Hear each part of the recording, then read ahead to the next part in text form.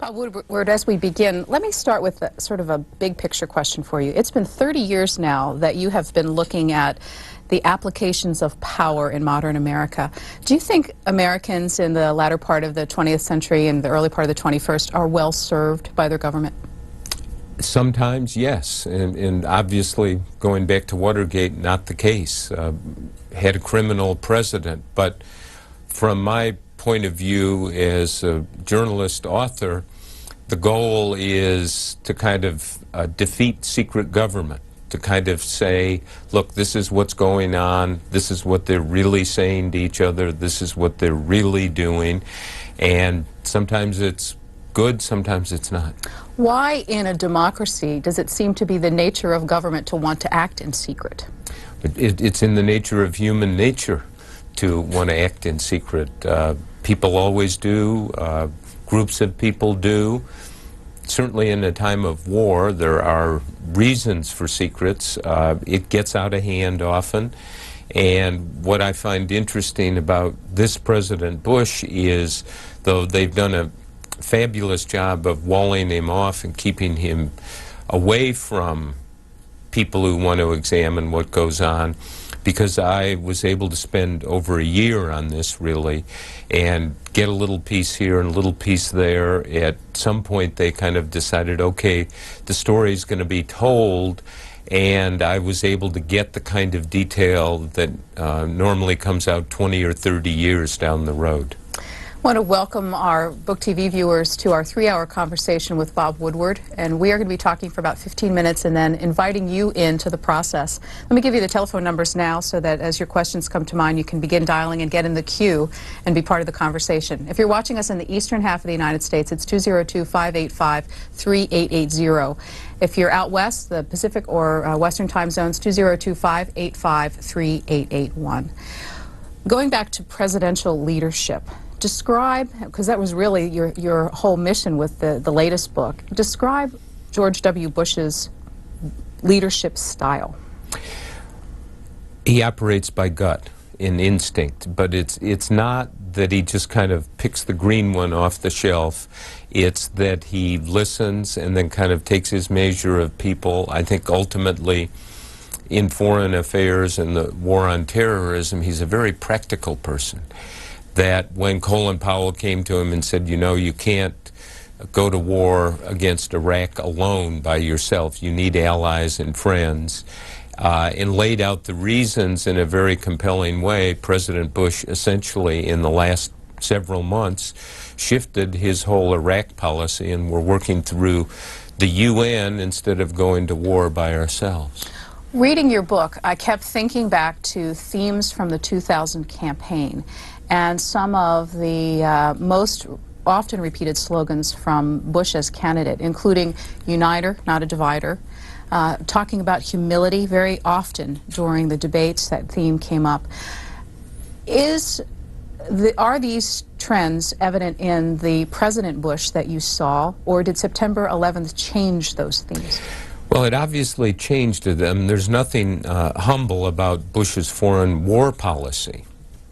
We have declared war against the terrorists, and he's willing to use lethal force with the military and with the CIA regularly. You can't say that's humble. His assessment, again, my point is that he's very practical.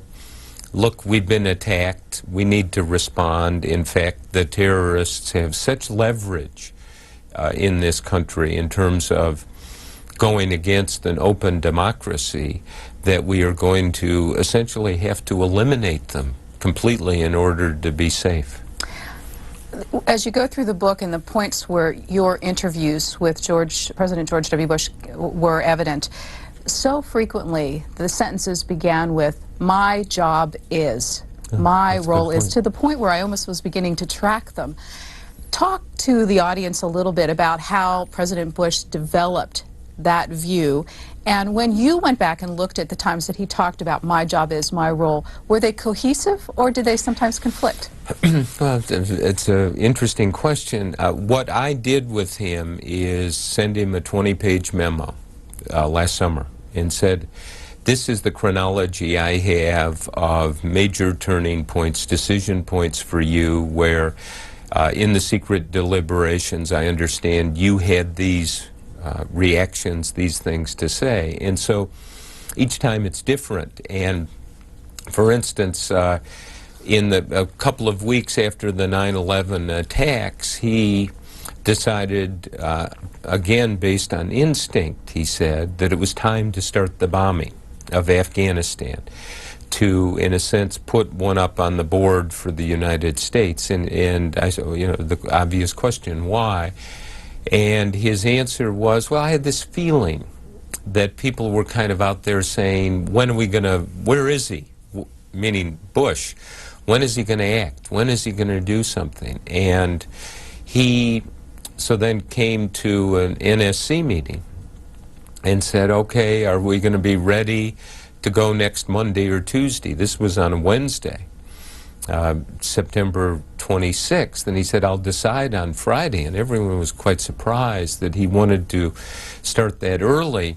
And he then talked with Condi Rice, his national security advisor, and said, hey, why am I going to hear what I want to hear on Friday?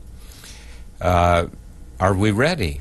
And she said, well, I'm not exactly sure they're ready, and there's some hesitation. And he really exploded and said, that's unacceptable. Why aren't we ready? And literally chased her down by phone from one place to the next. Then when they met, he said, okay, took the pressure off and said, when are we going to be ready to go? Turned out it was a week later than he initially hoped. But what, in asking him, well, you know, why all this fire? Why? He said instinct. But then he maintained that his job was to be provocative, that he had to come in there and provoke people and surprise them a little bit. Did you tell the people that this was kind of a provocation session? No, I didn't. He said, my job is my responsibility to do that, and I don't have to explain myself in secret to the War Cabinet why I'm doing that. So each phase of this over the last year, you see him responding in a very different and specific way. Because you had the chance to look at the Clinton administration also in its early days, would you talk about the way that President Bush's cabinet sees him as a leader compared with President Clinton's cabinet and how they viewed him as a leader? That's a really serious and important question, and I've never really sat down and done a line-by-line comparison or incident-by-incident comparison. In general, Clinton was always debating, as we always called it, late night at the dorm. It would go on and on and on, and he might decide, and then somebody would come in and say, well, now wait a minute, I think you need to look at this, you need to consider this angle, and then he would undecide, and then he would redecide. In a sense, things were always open for discussion, and almost they could be reopened at any moment. In the case of Bush, he tends to listen, though one of the points he made, he said that he tends to be a bit of a gas bag at these meetings himself and talks on and on more than he should. And then once he kind of gets his feel of where he's going, the door closes and he decides and expects everyone to fall in line and then proceed. So there is not the doubt, not the re-examination. Clinton had all of the benefits and handicaps of an intellectual, of almost an academic, someone who could see all sides of the argument. In the case of Bush, he wants to see, well, what's the solution? How do we fix it? He'll weigh him, and then that's where he goes. Let's go from style to particulars. In the case of pursuing Osama bin Laden, you describe how the Bush cabinet was, and this is, I think, an exact word derisive of the Clinton approach, and they called it pounding sand, sending cruise missiles to tents. Would you talk a little bit more about the objectives of the one administration versus the other with regard to bin Laden? Well, in fairness to Clinton, he didn't have 9/11 to contend with. He had some bombings of embassies in East Africa in '98, which were big, devastating events, but didn't kill thousands of Americans. In fact, did not kill hundreds of Americans. So the feeling was this was an offshore problem. And though there were covert operations launched through the CIA and discussions of using a small military operation, they never got bin Laden. Significantly, in the case of Bush, in his first 9 or 10 months, he did not have a new program in place to go after bin Laden aggressively. He had been warned by CIA Director Tenet, and I lay out this secrets briefing that they gave President-elect Bush, and Tenet and his operations chief, James Pavitt, said to the president-elect, there are 3 things you have to worry about. One of them's bin Laden, that his threat is tremendous and immediate. The other was China, and the other was proliferations of weapons of mass destruction.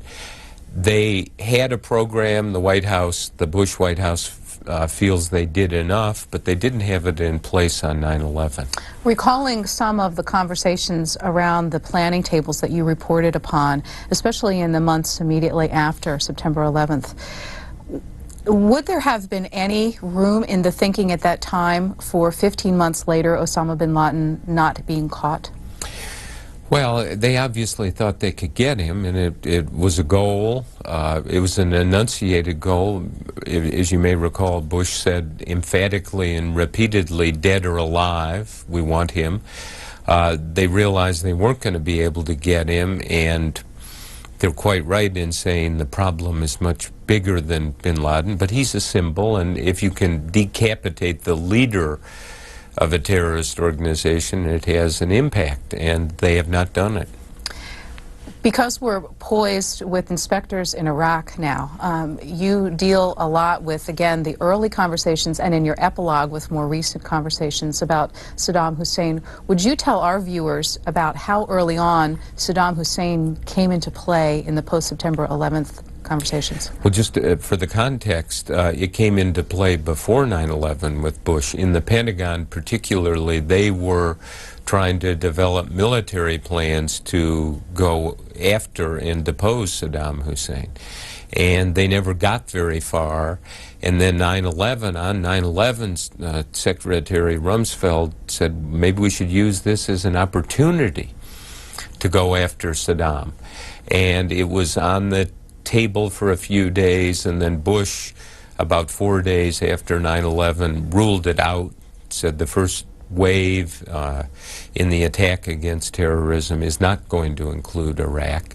But then this year it went back on the table, and of course we're where we are now, where Saddam is presumably public enemy #1 for Bush and his administration, though the tactics shifted from thinking of unilateral action to working through the UN. And with regard to connectivity, one of the quotes I wrote down, page 99 in your book, this is from President Bush: I believe Iraq was involved in 9/11, but I don't have the evidence yet.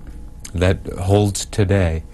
I think they It's believe, a gut again. yeah, again, the gut, and the CIA director, George Tenet, has told Bush that when terrorist investigations go on for years and years, and often you don't get the real answer in the first year or 2 or even 3 or 4. Things have to get flushed out.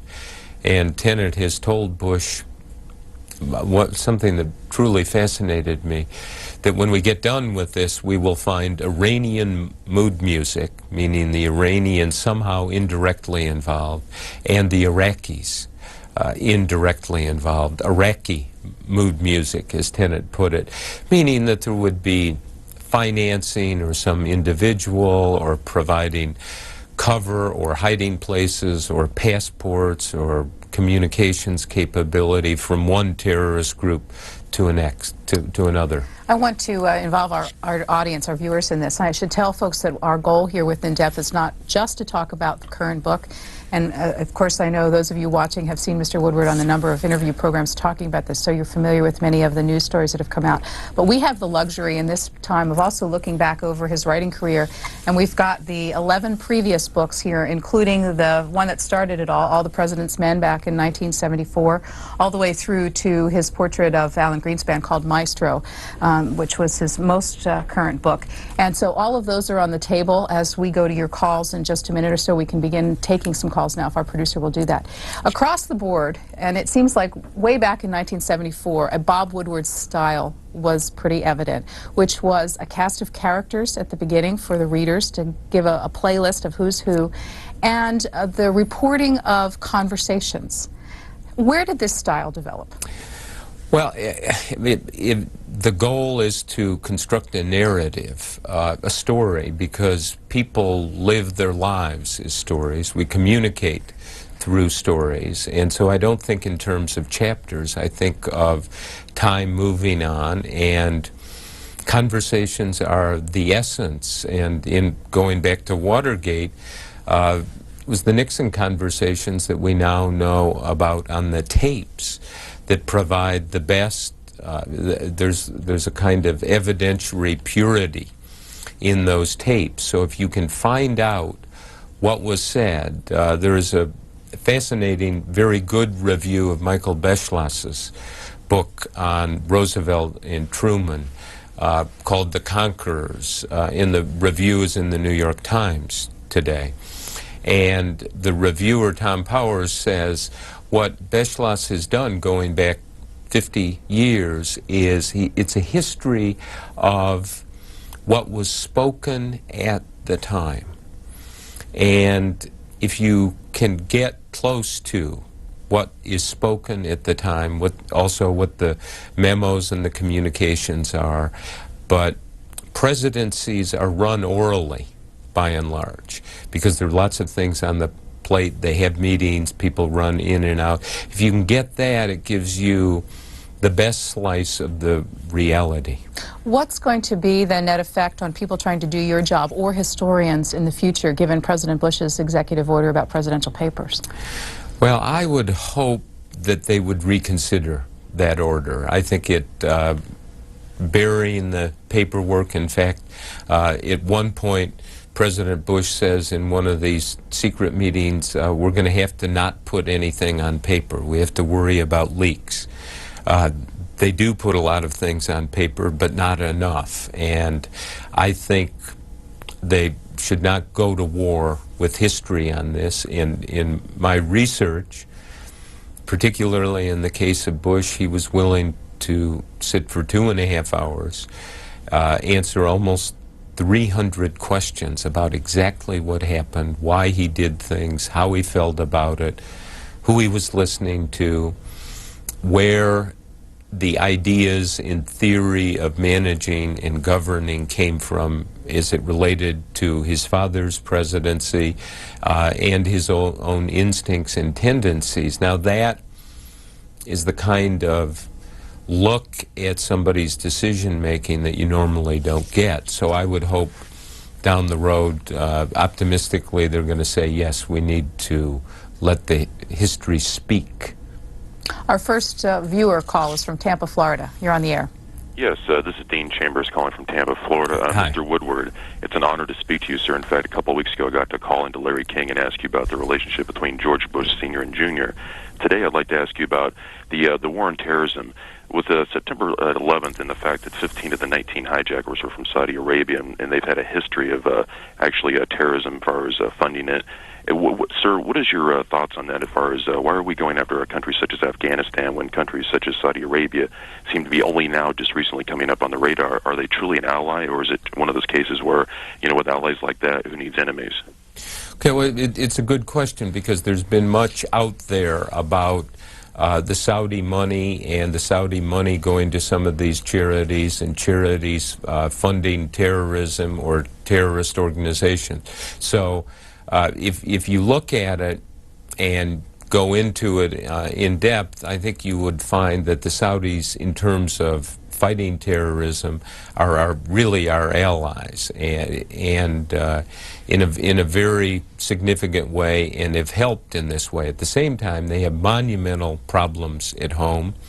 They have their own terrorist problems. They have al-Qaeda cells in Saudi Arabia, and so to go after them like we did Afghanistan would make no sense at all. There is no, the Saudi government, whatever its weaknesses may be, and there are innumerable weaknesses, is fighting terrorism at home. In Afghanistan, the Taliban was not fighting bin Laden. In fact, they made Afghanistan a sanctuary for him so he could have all of these terrorist training camps. Two quick follow-ups. In fact, in your book, you reported that it is the Saudi government's view that it was a strategic decision by Osama bin Laden to have so many of the hijackers come from Saudi Arabia as a way to form a rift between the two countries. Well, and to stick it to the Saudis, I think that's one of the factors here. But there is no question that there are a group of Saudis who are abroad or in Saudi Arabia who are highly radicalized and want to overthrow the Saudi monarchy and want to destroy America. So in a sense, we have an alliance, a very real overlap of interests with the Saudis. The Saudi government is, to say the least, not a democracy, and there are people who raise very legitimate questions about how we deal with them and why we deal with them. But the history of warfare, unfortunately, you have to make your allies where you can find them. And during World War II, the living, most powerful example, we made alliance with the Soviet Union. And in fact, the Soviet Union, in many ways, defeated Hitler. And without that alliance, Hitler would have triumphed. So you have to say, if they'll be on our side in the big fight, we have to join with them. That does not mean that we embrace their form of government. And further, in a section where you talk about Algeria, you report that once the understanding of the influence of al-Qaeda in Algeria was known, it doubled the list of known al-Qaeda members that the CIA was looking at. Why do we hear so little of that? It's a good question, but this was a number of years ago, and they found some Algerian connections after the Millennium Plots were exposed, and the man arrested, Rassam, was Algerian, so they started looking at Algeria, and they realized their al-Qaeda activities and cells there, and it literally, as you pointed out, doubled the number that we knew about. Algeria is in alliance with the United States, as many countries are in the Middle East and Africa, fighting this secret war. There's a whole war going on, that there are battles won and lost that don't make the newspapers, that we never find out about. The CIA and foreign intelligence services have literally arrested thousands, not hundreds, but thousands of people abroad who are terrorists or believed to have terrorist connections. San Jose, California, you're on for Bob Woodward. Yeah, hi Susan, hi Bob. I guess I'm on again. You were on last time, and I asked you about doing an expose of the powers that be, which I think needs to be done still, because a lot of minor stories are covered far more importantly than major stories. There is a news station out here which is posing this battle that we are having of civilizations, so to speak. By the powers that be, you mean the media organizations? You know, like unimportant stories like Monica Lewinsky's are covered, and important stories like surgical terror and state terror versus, you know, Al-Qaeda terror Your question? are covered in a way. My question is essentially this. First of all, why isn't I'm lost for a moment. My first question is that Walter Cronkite was on a couple of days ago, and he said that Deep Throat was a figment of yours and Mr. Bradley's imagination, and I would like to find out if that is true or not. That is not true. Deep Throat was one person who will be identified when he dies or allows me to identify him. Hopkinsville, Kentucky. Yes, sir. I just wanted to ask a question. I'm a young political science major in college still, and I wanted to just say, why should young people of my age be interested in, learning about Watergate and the legacy that was left behind by you and Mr. Bernstein? Well, obviously it's your choice if you want to learn about it. It is part of American history, and I guess the theme that emerged from the Nixon-Watergate era is this abuse of power, this massive abuse of power by the president, operating in secret, essentially deciding that the government should be almost a personal instrument of revenge. We use the CIA, the FBI, the Secret Service, you name it. If you are ever interested, go listen to some of the Nixon tapes, and I think you will be shocked, if not frightened, that there was a president there who did not have the view what would be right or what would be good for the country. With 12 books to your name now, and these books appearing every 3 to 4 years, one can begin to see the intersections in your stories. Let me go to The Shadow and have you talk about, this book was, in fact, the influence of Watergate on the succeeding presidencies. George W. Bush still influenced by Watergate, or is he the first president to have escaped the influence of Watergate? Well, that's a good question. He's not pictured there, and we haven't had a major Bush scandal yet. What is interesting is how this President Bush was influenced and has been influenced by his father's presidency. And one of the things Bush Sr., when he was president, would say frequently, or almost talk about derisively, was the vision, or the vision thing, that being president is more of an operational role and responsibility, and not something where you need an umbrella thought or a concept. You don't need the vision thing. Bush, when I talked to him, this president, just volunteered out of the blue, said, one of the things I learned is the vision thing matters. That you have to have a concept and an idea. It is not just the day-to-day managing of the government. In terms of Watergate, in terms of scandals, I don't know. Or prevention of scandals? Prevention of scandals. Well, one of the interesting things about this President Bush is, though there is a lot of secrecy in his administration that people have criticized, when I went about this task of trying to say, well, what happened in the war? What happened on the 23rd? What happened in this meeting? What's the relationship with Powell and Cheney and Condi Rice and Don Rumsfeld, the Secretary of Defense, and not being interested in what's going to happen tomorrow or what happened exactly this day? They had a feeling, and the president had a feeling, okay, we will answer, we will deal with it, we will not hide. When I interviewed Bush for hours, there was no restriction on questions.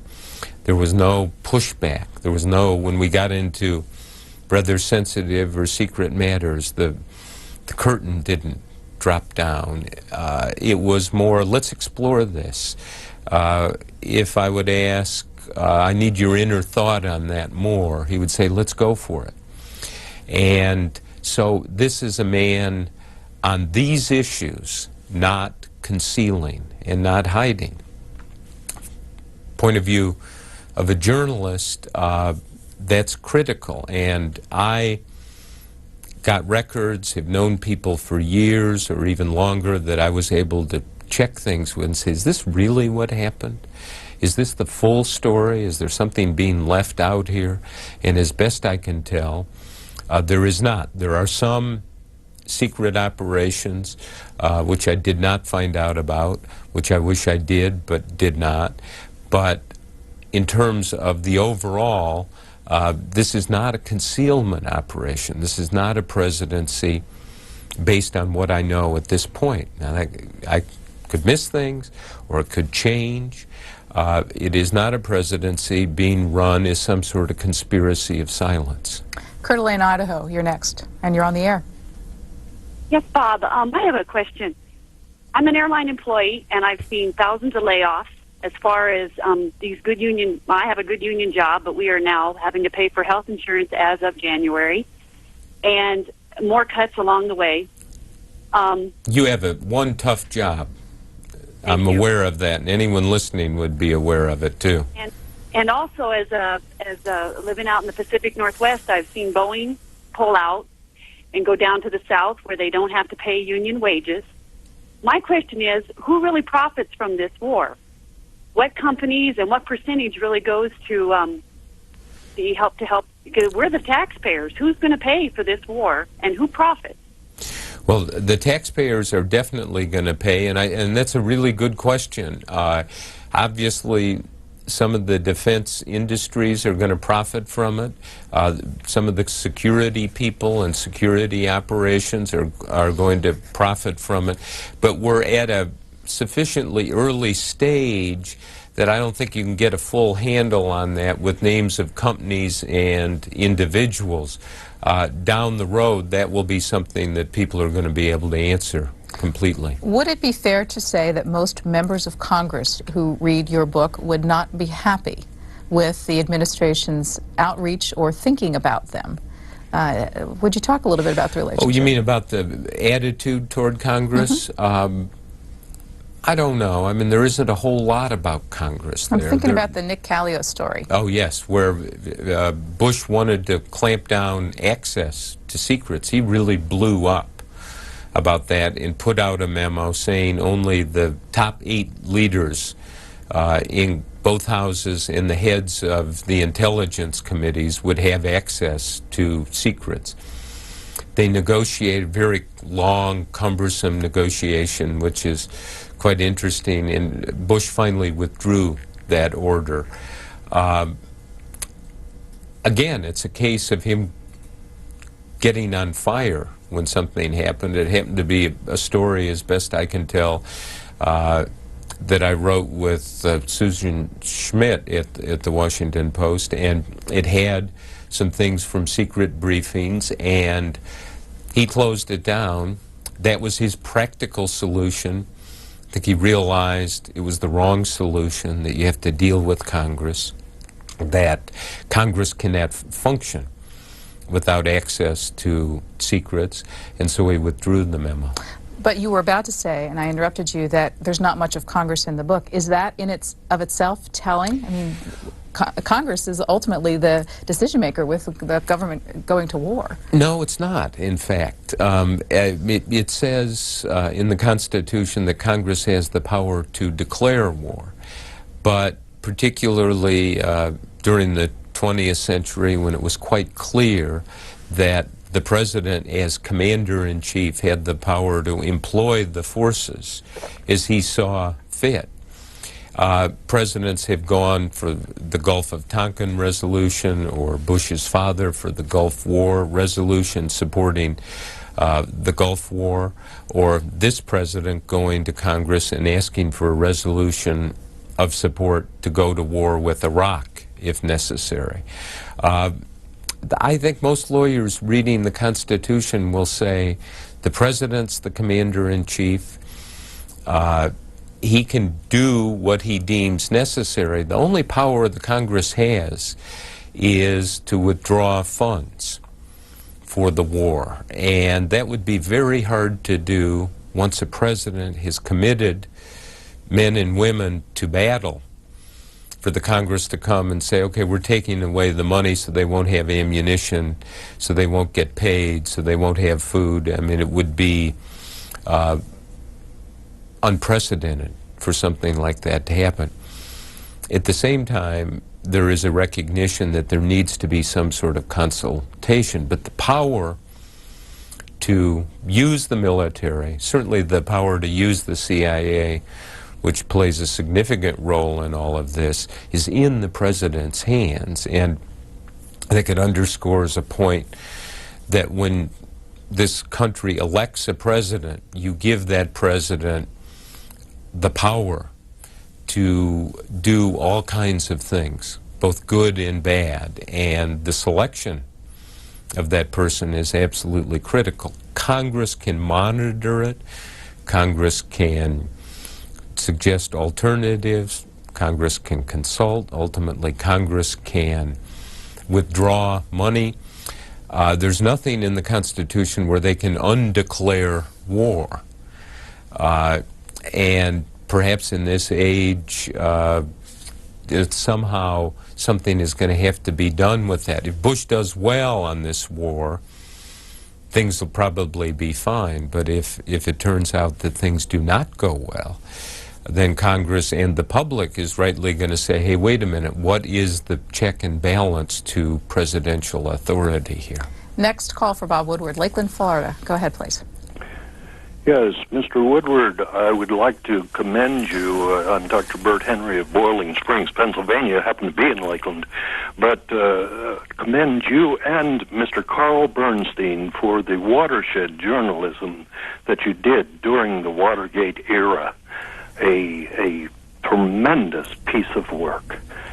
And I would like to commend to you that Melvin Laird, the representative, ex-representative, and Secretary of Defense of Richard Nixon, who I think may have been your deep throat, should certainly have recognition during his lifetime for the courageous patriotism that he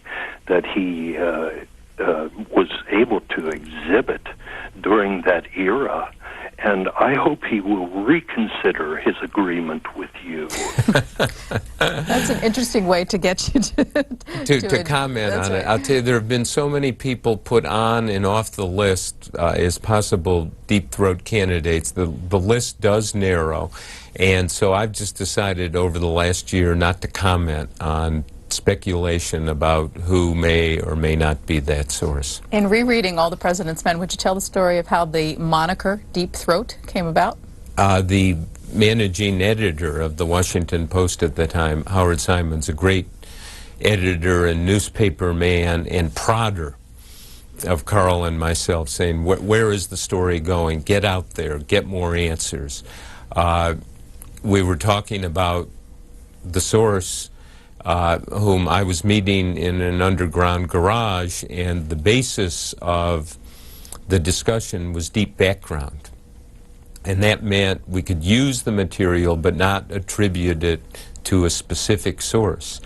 And Howard was just sitting there and said, oh, the garage guy, you know, deep background, deep throat. And the name stuck. I think there was a movie around that time of a similar name as well. Yes, there was a pornographic movie with Linda Lovelace. Next call for you is from San Jose, California. Yeah, thank you very much. You read my mind there. I was going to mention the movie. Bob, the president got elected. Sir, I'm going to let you go because one time in the program, it's the gentleman who called us earlier. Oh, okay. Let other people have their opportunity to participate. Let's move on to Atlanta. Go ahead. Yeah, my question is this, after September 11, Bush made a statement that everybody in the world heard about, that any country that supports terrorists, how about terrorists, that he's going after. And then we saw that Pakistan, which we regard as our friend, had a terrorist group that went over to India, and so many of the politicians were killed. We saw that America did not do anything. What about that?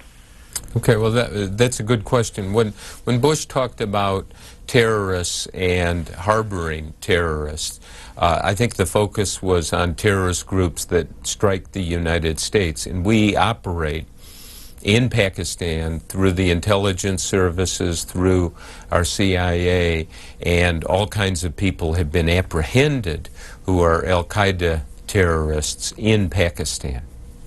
Speaking of the CIA, your book, The Veil, which I'll find in the lineup here, told the story of what about the CIA? What's the bottom line? Well, this was Casey's time as CIA director under Reagan, and it's the secret wars of 6 years of Casey operating, and eventually going off the books, as it was called, and not having the CIA do some of the dirty operations, but having Oliver North and the National Security Council and supporting the Contras, trading arms for hostages, and ultimately Casey being involved in an assassination attempt that was unsuccessful against a terrorist leader, Sheikh Fadlallah, the Party of God, Hezbollah, in Lebanon. My point for bringing it up in the current context is you tell the story of the unleashed CIA.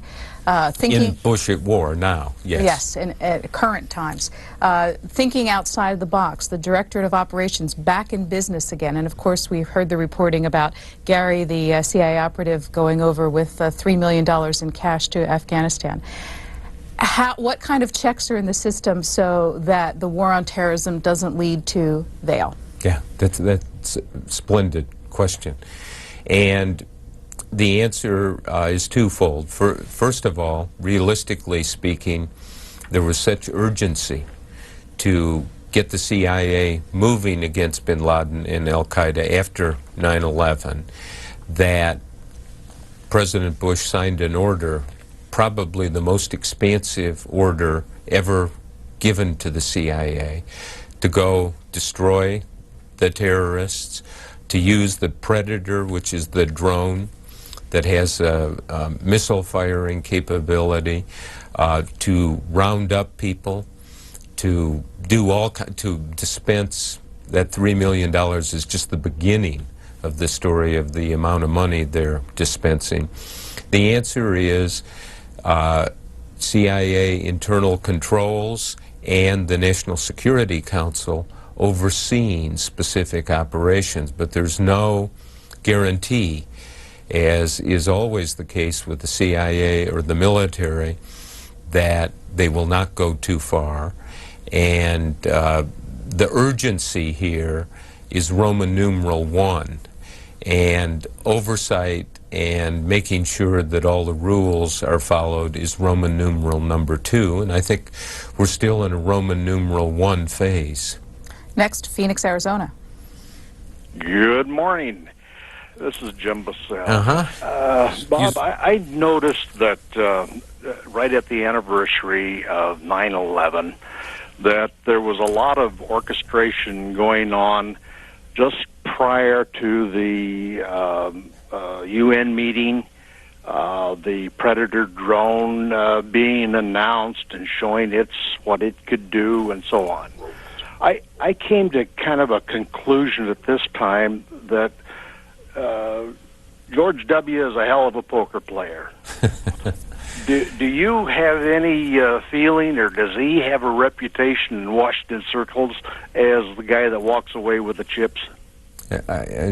What's that mean, sir? That he's a good poker player, that he knows how to play the game. That he bluffs, I think is the suggestion here. I don't think he bluffs. And it is now we are in the phase of the confrontation with Iraq.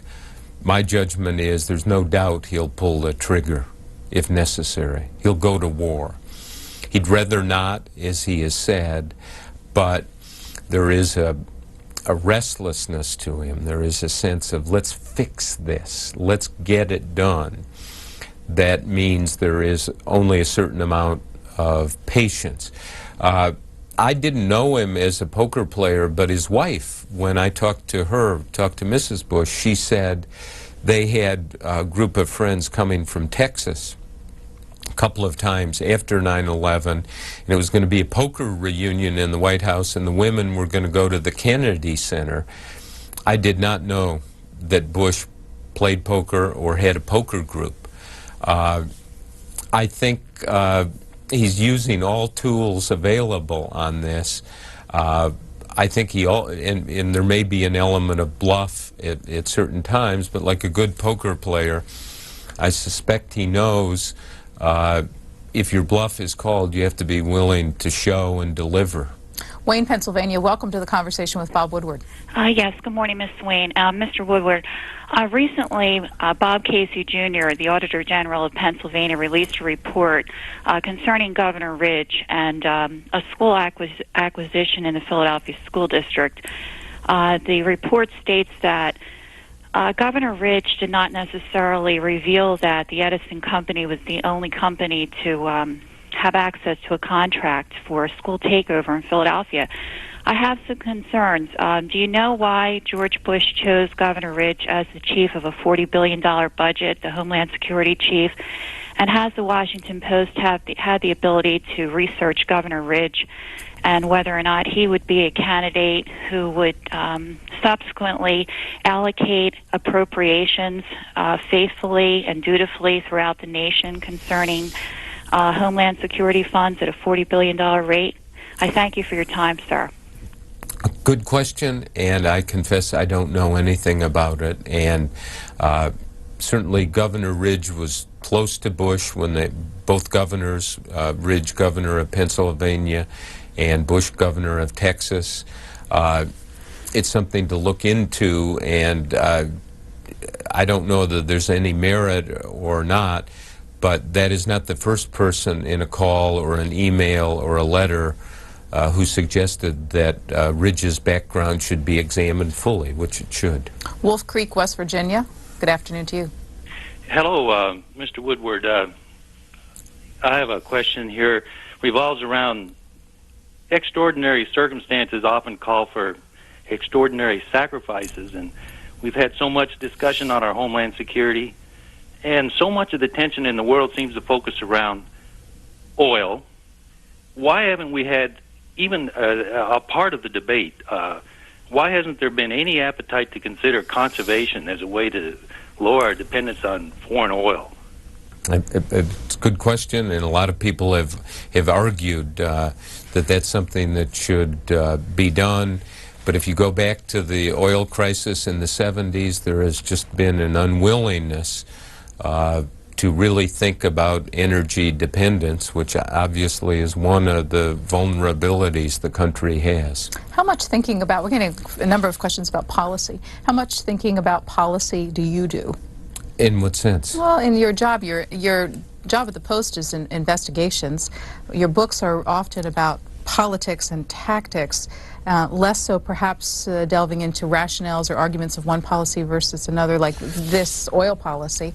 Is this the kind of thing that you interests you, or do you read and follow debates over policy? Yes. In fact, all of these debates are about policy. Mm-hmm. The book Bush at War is beginning on 9/11, what happened in the last year, what they did, what the debate is. Can we get assistance here for this policy to operate in Afghanistan, to potentially operate in Iraq, to operate in the Philippines, to operate in Indonesia, and so forth. So it's all about policy. Sure, macro. Ultimately, well, but macro, and it gets pretty micro real fast, where the president and his advisors have to sit around and say, how do we get combat search and rescue aircraft from one neighboring country in Afghanistan so we can start the bombing? And they spend days on the details of this. And the chairman of the Joint Chiefs is giving a report.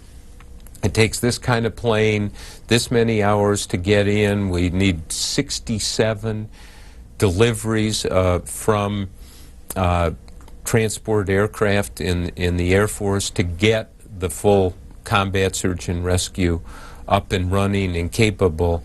So is that policy? Yes, because from that hinges on the issue of when we might attack, how we might do it, what its sequencing might be, and so forth. So this is policy in real time.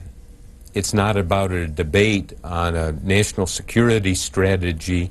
Should this be in paragraph 6 or on the 3rd page or the 19th page? It's a president and his team confronted with a very real-world problem of an attack on this country like we've never had before. Marina, California.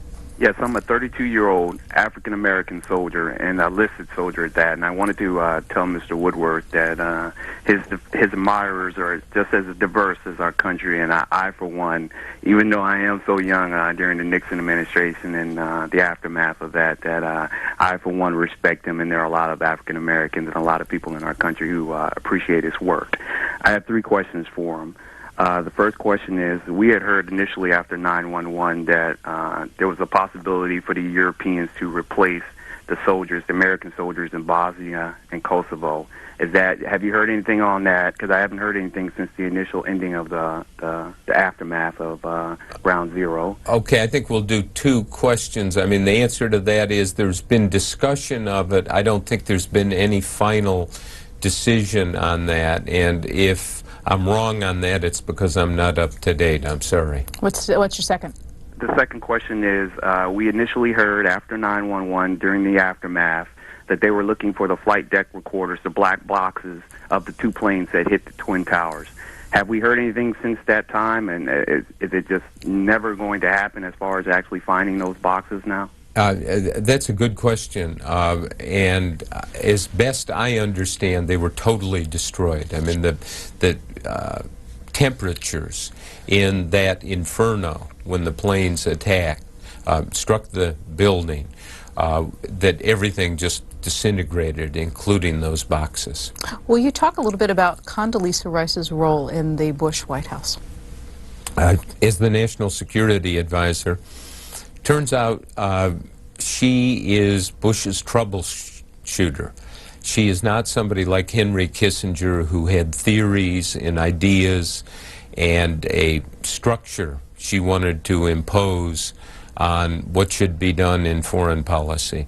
So she acts as, I think, the neutral broker between the president and his advisors. She spends an immense amount of time with Bush, takes his temperature, talks to Rumsfeld, Powell, Tenet, Cheney, the vice president, and then we'll carry back to the president, as I outline in the book, some very dramatic moments where she comes in and says to the president early after the bombing of Afghanistan began, the mood is not good in the War Cabinet among your principal advisors. Are we on the right track? And that sets in motion a debate and finally a decision by the president. But she is the one who carries this back and forth. She is the one, when Colin Powell wanted to talk to the president alone about Iraq policy and outline the reasons why the United States could not go to war with Iraq alone and the consequences of such a war. He set it up through Condi Rice. It was a dinner. She was there. She is there in the private meetings the president has one-on-one with cabinet members in the national security area. She goes to Camp David, goes to Crawford, to the ranch with the president most of the time, has no family, as best I can tell, little or no personal life, is totally devoted. So she's on duty all the time, and there are always things coming in, intelligence or information from the Pentagon or the CIA, and she coordinates it and then decides, I need to present this to the president, I need to let the War Cabinet know that the president thinks this, or we're going to meet at this time on this issue. As you describe it in the book, it seems a very important information flow role and a very personal role with the president. During the campaign, as I recall, however, with her academic background, she was a briefer to candidate Bush on foreign policy issues. Has she sublimated her world view in this function? You said she doesn't bring a particular Henry Kissinger-like view of the world to the role. Well, she wasn't just a briefer during the campaign. She was his chief foreign policy advisor. I mean, she had this long academic background in foreign affairs. And had worked in the White House, was the Russian expert on the National Security Council staff under Bush's father. I don't know that it's sublimated. It's there. It enters into the discussion. I suspect academics looking at how she functions here will say, gee, she's doing exactly what you're supposed to do.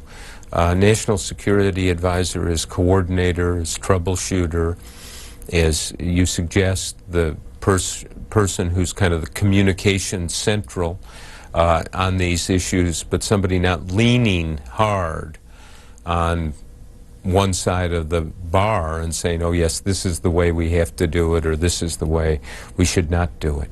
Next call is Santa Barbara. Welcome to the program.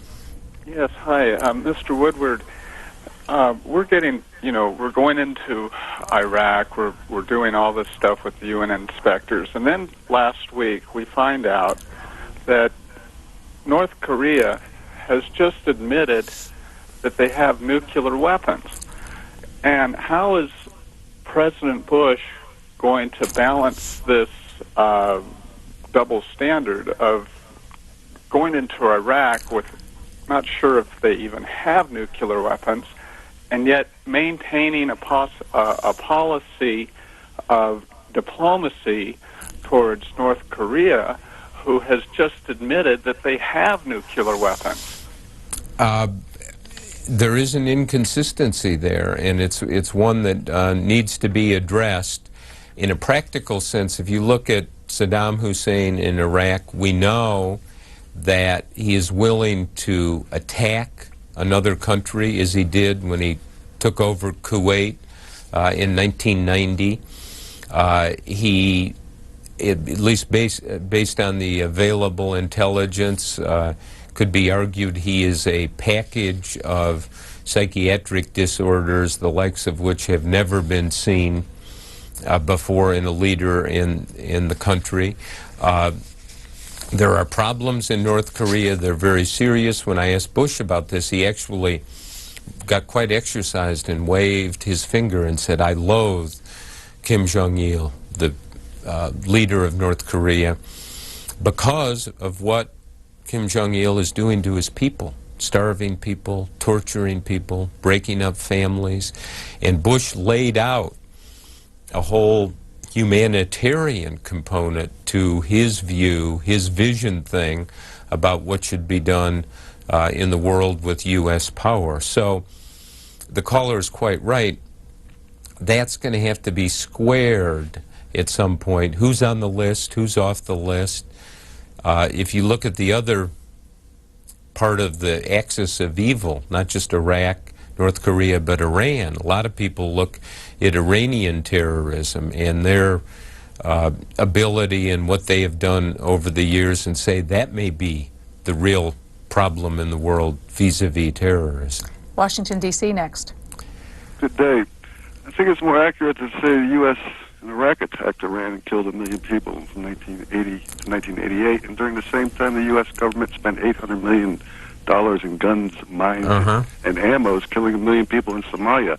Now, after James Baker restarts the war in Ethiopia in 1991-92, I'm quoting the Washington Post, there's 15 million human beings starving to death. And the American Red Cross, who tried to steal $500 million of victims' funds in public, is saying, please give cash for work.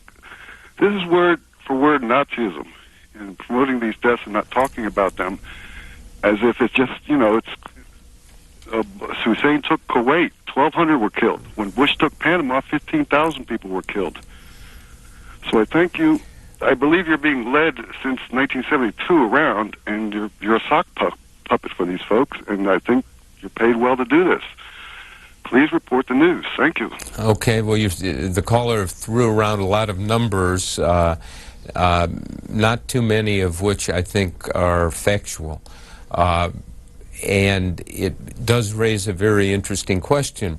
If you're worried about starving people in North Korea or Iraq, what about some of the places where more people are starving in Africa? And that is, again, another dimension of this that needs to be addressed. This suggestion since 1972, I've been led around. You report these stories. Lots of people didn't like the Watergate coverage, particularly Republicans. When all of the evidence was out, it's probably, in fact, it is the Republicans who were most offended at what Nixon did, and it's the Republicans who really insisted that he resign, is exemplified by Barry Goldwater. In this case of what goes on in the Bush White House, it's critical, in my opinion, to have as detailed a record of exactly what they did and said and the reasons for it. This is 1 year plus into this conflict, the war on terrorism, and as I say as clearly as I can, who knows where it goes after this, but this is the kind of granularity, the kind of Cheney said this, Powell said this, there was a memo here, there was a secret cable there, that you rarely get this soon in an administration. You may get it 20 or 30 years down the road. With that caller's question and the start of our second hour with you, let's spend a little bit of time learning more about your style of reporting. He raises issues that you've heard many times over the years with the way you approach your subject matters in books. Here's just a recent criticism by Newt Gingrich on this same theme of Bush at war.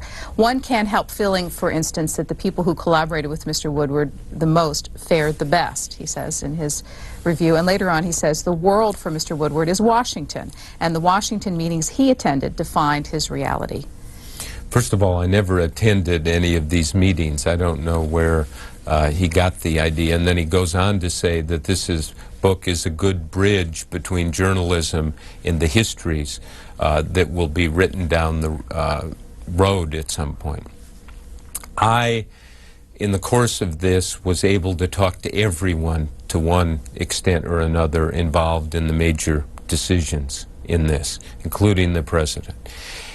Some people I talked to more than others.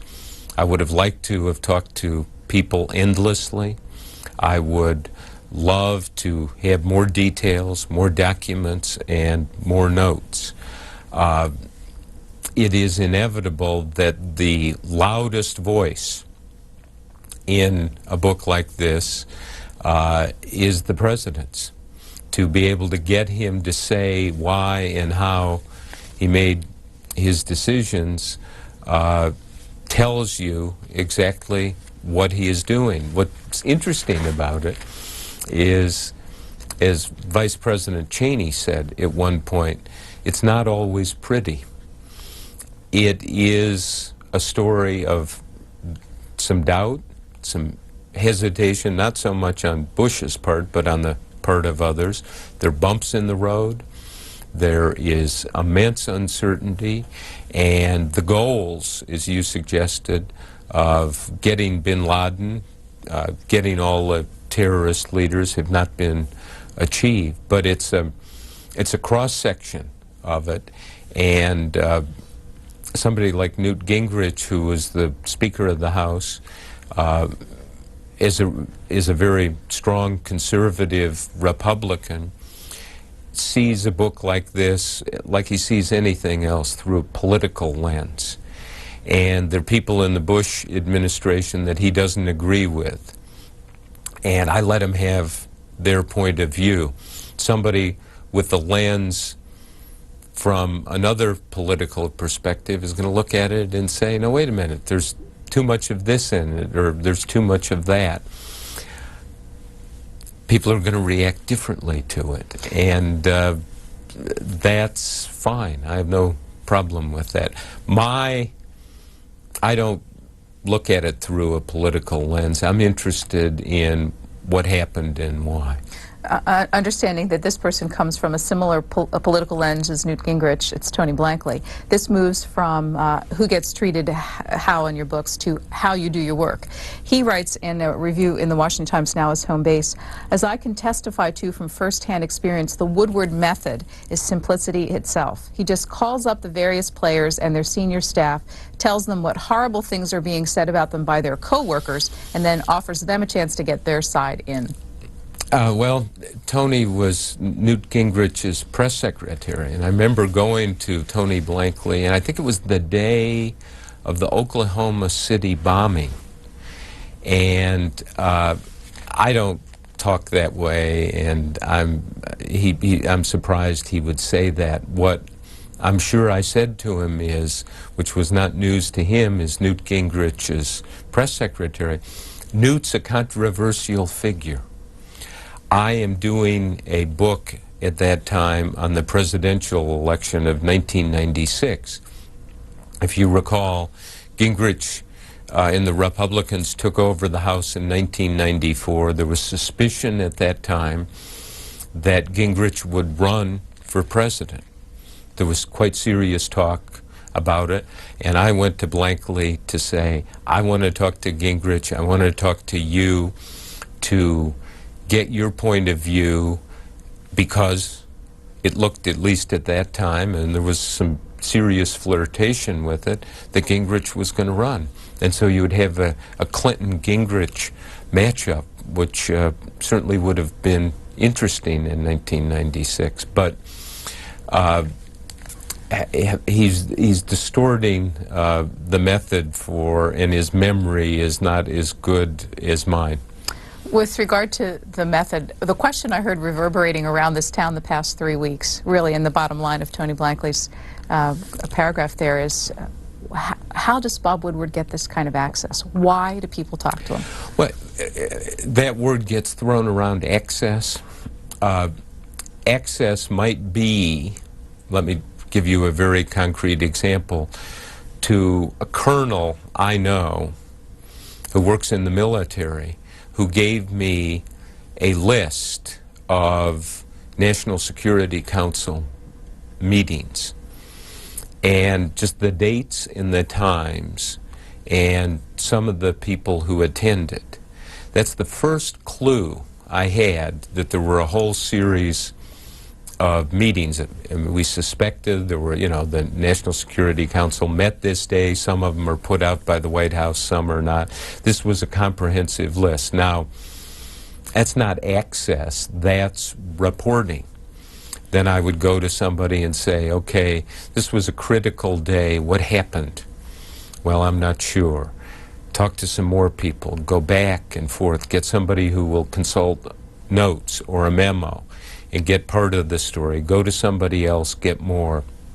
Somebody who has a more complete record, and try to fill it in and build the chronology. It is assembling the building blocks, and it is not waiting for somebody to say, oh, here's somebody who's going to hand it to you or bring it to you in a grocery cart of documents. It doesn't work that way.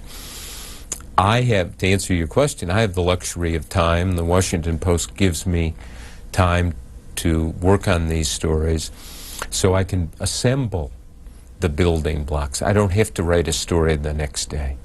If you've joined us recently, we're talking for 3 hours this afternoon with Bob Woodward. This is our in-depth monthly series with nonfiction authors. Mr. Woodward's latest book is Bush at War. It's the 12th in his chronicles of the levers of power in Washington, D.C. And last week it was on USA Today's combined fiction and nonfiction list in the #2 slot. Makes him one of America's best-selling nonfiction authors. Next call for him is from Chicago. So first we have Clover City, California. Go ahead. How you doing, Mr. Woodward? You're a fine journalist. I have a comment and a couple of questions. I understand Mr. Bush is a fundamentalist Christian, and he takes his advice from Billy Graham's son, Jimmy Swaggart, Pat Robertson.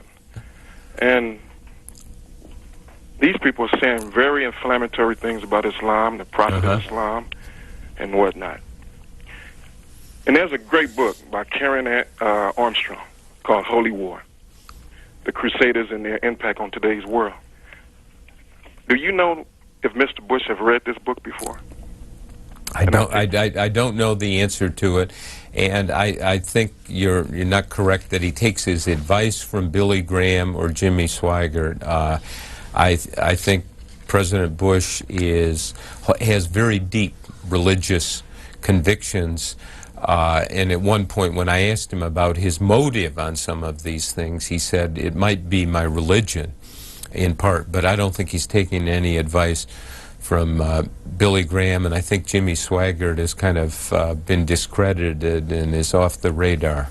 Can you talk to the larger point of the caller's question in the president's view of Islam? He has been very respectful in his statements about Islam, that it is at core a religion of peace. There are a lot of people who argue with this, and there's a debate going on. His view, as he stated repeatedly, and in the days after September 11th, he went to the Islamic Center and praised the religion, and his argument has been that this extremist bin Ladenism, or whatever you might want to call it, is a perversion of Islam. Chicago, welcome. Hello, thank you, Mr. Woodward. Since World War II, we've had a pretty poor record of nation building, and my question was, in your period at the White House writing the book, do you sense that there's a cogent plan and a commitment to a plan for a stable post-Saddam Iraq, assuming that we actually go to war? Good and important question, not just relating to Saddam and Iraq, if that leads to a war, but in Afghanistan. We haven't solved the Afghanistan problem. And interestingly enough, President Bush operates kind of as the chief budget officer or financial officer for Afghanistan, and says that he's regularly asking for an accounting of how much money comes in and how much money goes out. We now see that he has sent the military out on a nation-building enterprise in Afghanistan, something during the campaign he said quite strongly he did not anticipate doing. Again, this is the theme. This is a practical man who will make adjustments with necessity. As we do with all of our in-depth authors, we took our cameras to the place where you work. I want to show that to our audience and have you talk a little bit about what happens after you have those interviews, you get those recordings. What's next? What's your style? Okay. Where are we visiting, first of all? This is my home in Washington, where I live with my wife and 6-year-old daughter, Diana. And how much work do you do here? Most of my work. In fact, I have a more modern chair now, but at that desk, which is an old door turned over, I think I've written 9 books. And this is a working office, as you can see, dominated by chaos. And the filing system is not as organized as it should be, and it's something I'm going to try to work on in updating. And my assistant, Mark Malseed, has the responsibility now to get me on the track of some sort of way of putting the files, which are paper files going back to Watergate, in some sort of coherent order. And do you have a pattern to your writing? Do you write at a certain point of the day?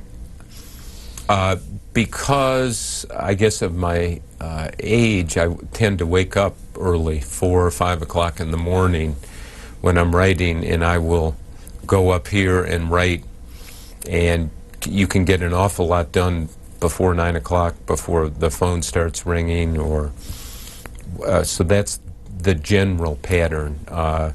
But again, having an office in your home is a great luxury and advantage, because you can go to work when time is available or when the impulse strikes you. A few years ago when you were on our Book Notes program, Brian Lamb, the host, asked you about what you plan to do with all of those tapes for the archival future. You said at that point you hadn't made any decisions. Are you any thinking any more about that? Well, I'm thinking about it, and there have been discussions with people, but I'll have to see. There are a lot of very sensitive sources on all of those books. The last book you're showing there is my wife, Elsa Walsh, her book, Divided Lives. Here I'm in my assistant's office, Mark Malseed, who joined me on this book in May. And is an architecture graduate. That's right. Was a surprise to see that. Yeah, but somebody who just been a wonderful assistant and person to have around the home, endless capacity for work and what I guess is now called multitasking. He can do many simultaneous things, so you can give him 6 things at the beginning of the day, and he'll get them done and then come back with 12 things I need to do.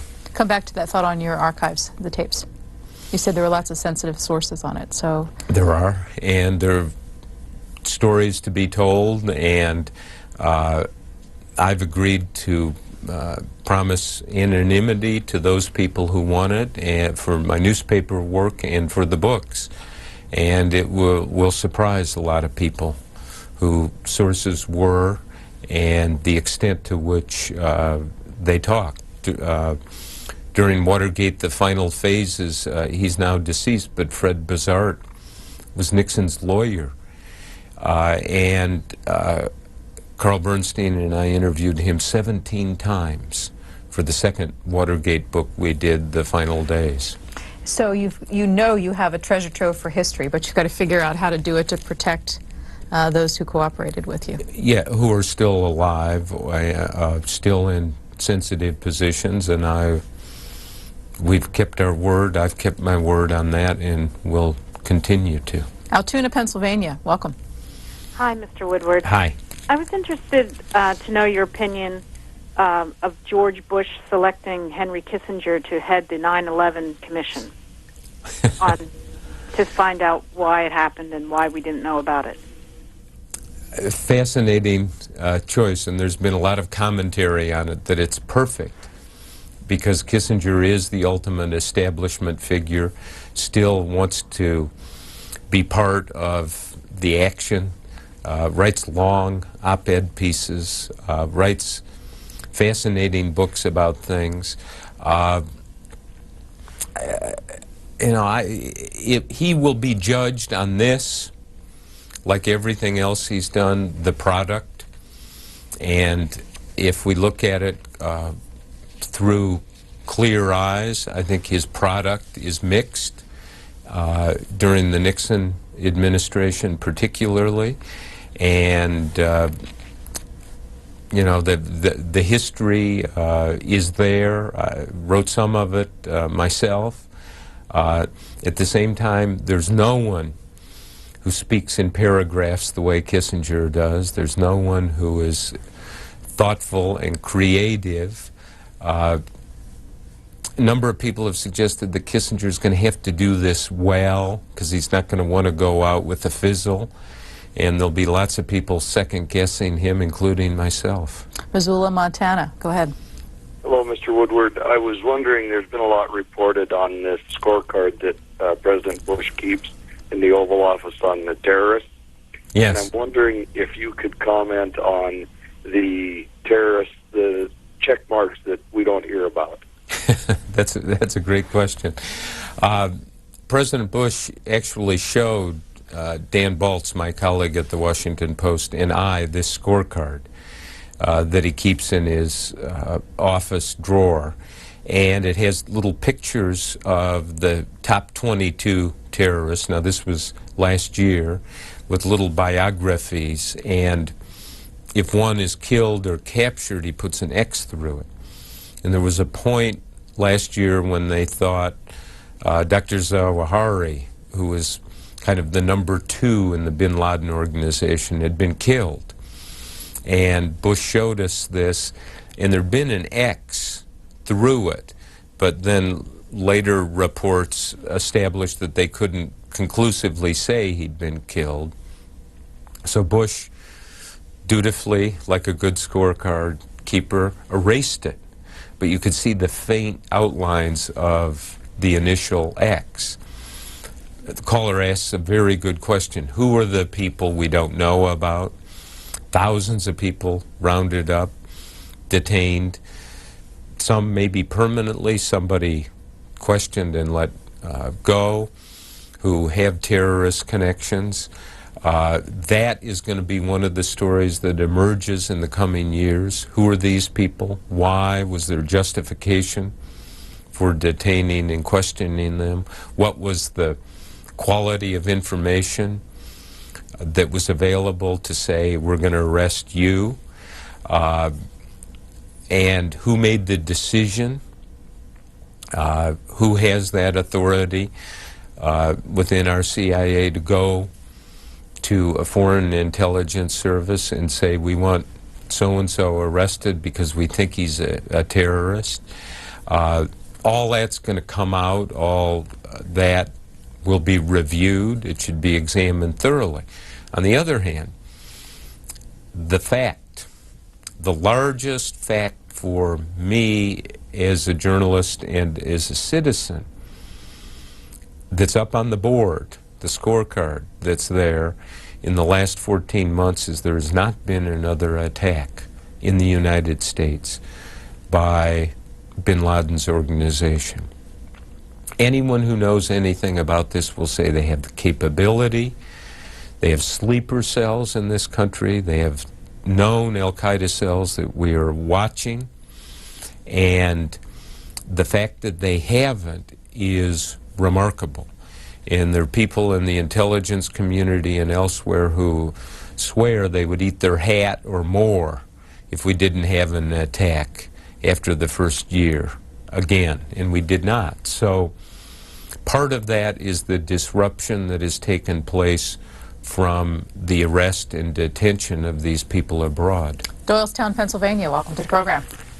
Hello, and I appreciate all of both of your hard work. And I had a question about, did you happen to ask President Bush about the conflicts of interest regarding weapons and oil business of the Bush family, the Carlyle Group, or other men in the cabinet, Cheney and Halliburton? And would you examine these connections at a later time? Because I think the whole world is very, very interested. I think those are very good questions, and I did not ask him. I was interested in the decisions he made as Commander-in-Chief in the war on terrorism. The questions of potential conflicts of interest and who's making money, as another caller suggested, should be subject of further exhaustive inquiry in the future. Because I pulled two critiques from the conservative side, I thought in the interest of fairness I'd find one kudos from that side. This is Fred Barnes writing in the Weekly Standard his review of your book, but he says, Woodward, famed for his investigative reporting that cracked open the Watergate scandal, is the best pure reporter of his generation, perhaps ever. I see that as a lead-in because you and I were talking before the program that there are no journalists in your family. How did a guy from Illinois get to be someone described as perhaps the best pure reporter of his generation? I was going to go to law school after serving in the Navy 5 years, and there was a month off, and I tried to get a job at the Washington Post, and they gave me a 2-week tryout, and I failed it, and in that failing realized I loved the work, that it was enjoyable. There's an energy, there's a connection in a newsroom to what's going on in the outer world. And instead of going to law school, I got a job at the weekly paper in Montgomery County, Maryland, called The Sentinel, for $110 a week, I remember. Called my father, who was a judge at the time, and he always expected that I would become a lawyer, I believe, and told him what I was doing. And somebody who truly in personal matters was non-judgmental, he said to me, "You're crazy." And I think he really meant it. And it made no sense to him. It made sense to me because it's great work. Next call for you is from Manhattan. Did you say New York? Yes. Hi. I was wondering what you think it says about the presidency in general that somebody who knows so little about the outside world or the world outside America can actually become president, you know? And also, did you ask him why Ashcroft would not check the gun records of any of the people held? Okay, I did not ask him about Ashcroft in checking gun records. I mean, what it says about the country is Bush got elected. Almost a majority of the people voted for him, and he won in the Electoral College. And interestingly enough, he has a self-confidence, but I also sense, and from the deliberations and the thousands of words of National Security Council minutes, I quote, he realizes what he doesn't know, and some of the things he says suggest improve that. For instance, at one point he said, well, can the first bombs in Afghanistan be food? A couple of questions by email for you. This one goes back to the Watergate story from a viewer named Rusty Casto. When did it first dawn on you and Carl Bernstein that your coverage of Watergate was going to be a big, big story? It was always an interesting story from day one. It was incremental.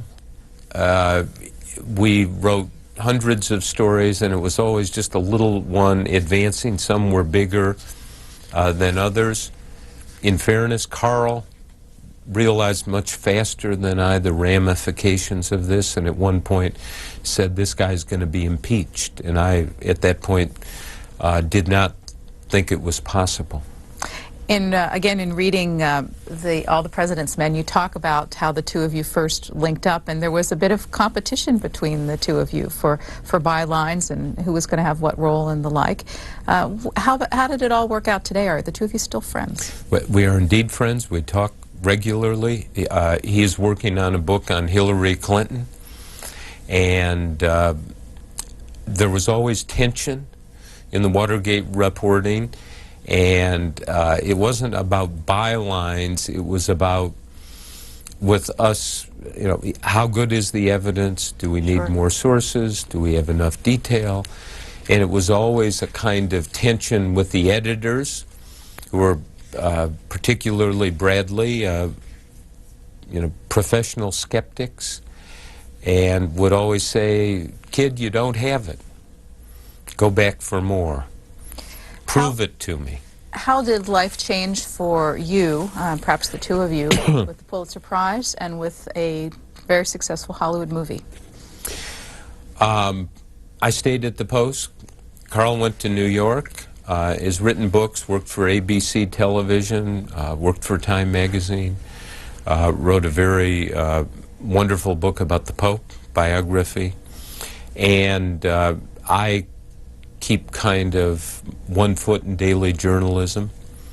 Post has been very generous to me and very kind and flexible, allowing me to pursue the books or pursue something at length. There are time periods I've spent on things that have been unproductive, and that they're willing to swallow that. And for instance, this book on Bush started out to be a book about his first year in office, and it was going to be about the tax cut.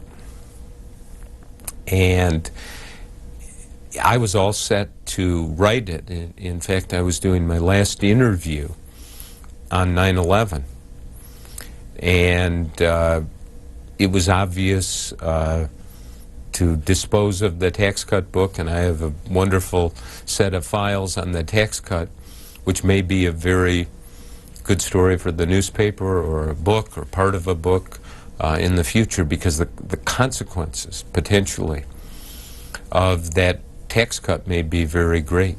I don't know if these kinds of questions are possible or interest you to answer, but a viewer named Roger Hart wants to know, what is your overall view of Richard Nixon, and how do you think he would have handled the crisis today? You don't want to get me started on Nixon. I've listened to too many tapes, too familiar with the record. Sadly, he was a criminal president who regularly ordered his aides to do criminal things. A lot of people don't like to hear that, but the record is abundant on that score. How he would have handled this crisis, I don't know. I mean, it is pure speculation. Lots of people have asked, how would Al Gore have handled this crisis? Some people have suggested that it was obvious what to do, and any president would have set us on the course of war that Bush has set us on, that war had been declared against us. Don't know. And this from John Crossan in Felton, California. Without using Watergate as analogy, would you please justify for us your use of inside sources that give you information that may be considered confidential or sensitive? It has been quipped that you often get this information as soon as your source steps out of the meeting room door. Therefore, are you an investigative writer and reporter that lives under the rule, any means justifies the end? No. I mean, obviously not any means justifies the end. I like to get information. Some of it may be sensitive, some of it may be confidential. It's going to, if it should jeopardize military or intelligence operations or jeopardize the life of someone, I would not publish it. Next call is from Seattle. Thank you. That's the tax refund, I would like to say. Anyway, tax refund is supposed to tax cut. That's a refund. What did you do with yours? I put it in the rest home for my wife because the illegal aliens are ahead of her as far as her being a citizen. So I would appreciate that this gentleman and anybody that follows him would take care of the citizen before. But anyway, get on into as far as patriotic's concerned. I would like to see someone write a book on with Clinton when he declared that the communist dictator of communist China was a partnership. I'd like to find out how much information he and his cohorts, and Al Gore and all of those that followed Clinton, just how much information was given to them and what it has done to undermine this country. And I would say that is the enemy within. And look back at World War II, Korea, or Vietnam. Who was in charge? It was the Democrats that were in charge. And we, in all those three wars, were undermined. We had no provisions. We had no direction whatsoever to begin with. So your concern is with U.S.-China relations? I'm concerned with the patriotic people. When Clinton took on his partnership, I can see what he's getting at. There were allegations, and some of them continue, about Clinton's connection to China. They were investigated, and nothing really came of it. Does that mean that there isn't more investigation that could be conducted? Certainly it could. We are halfway through our 3-hour conversation with Bob Woodward. He is here with us today to talk about his body of work and a special emphasis on his brand new book, Bush at War. Ithaca, New York, you're next. Yes, good afternoon. First of all, I want to thank you very much for being on today. My son is doing he had a question paper to do for his history class, and he's doing it on who was Deep Throat and investigating Watergate. And one question he has always had is, would Watergate have happened if it were not for Deep Throat? Would it have been uncovered? And exactly, do we give too much credit to Deep Throat, or were there other things that were breaking around us that was more or less a matter of the pieces falling into place?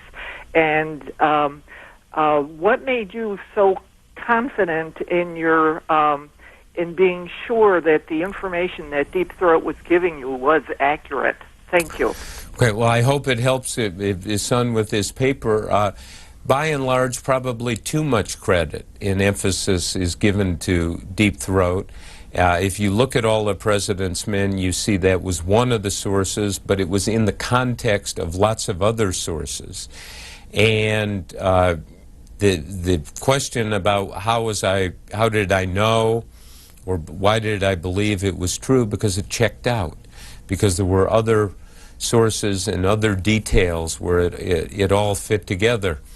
The myth of Deep Throat is that he did this all by himself. He did not. And the other myth is that Carl and I did it. What we did is keep the story alive, focus on some of Nixon's aides. Our stories were not about Nixon. They were about Haldeman and Ehrlichman and Mitchell and the people around Nixon and the plotting of the Watergate burglary and other espionage and sabotage operations against the Democrats. While we're talking about Watergate and the book, here's a clip from John Dean, who participated in a conference that we covered last year. And let's hear him with all these years' perspective on the investigation.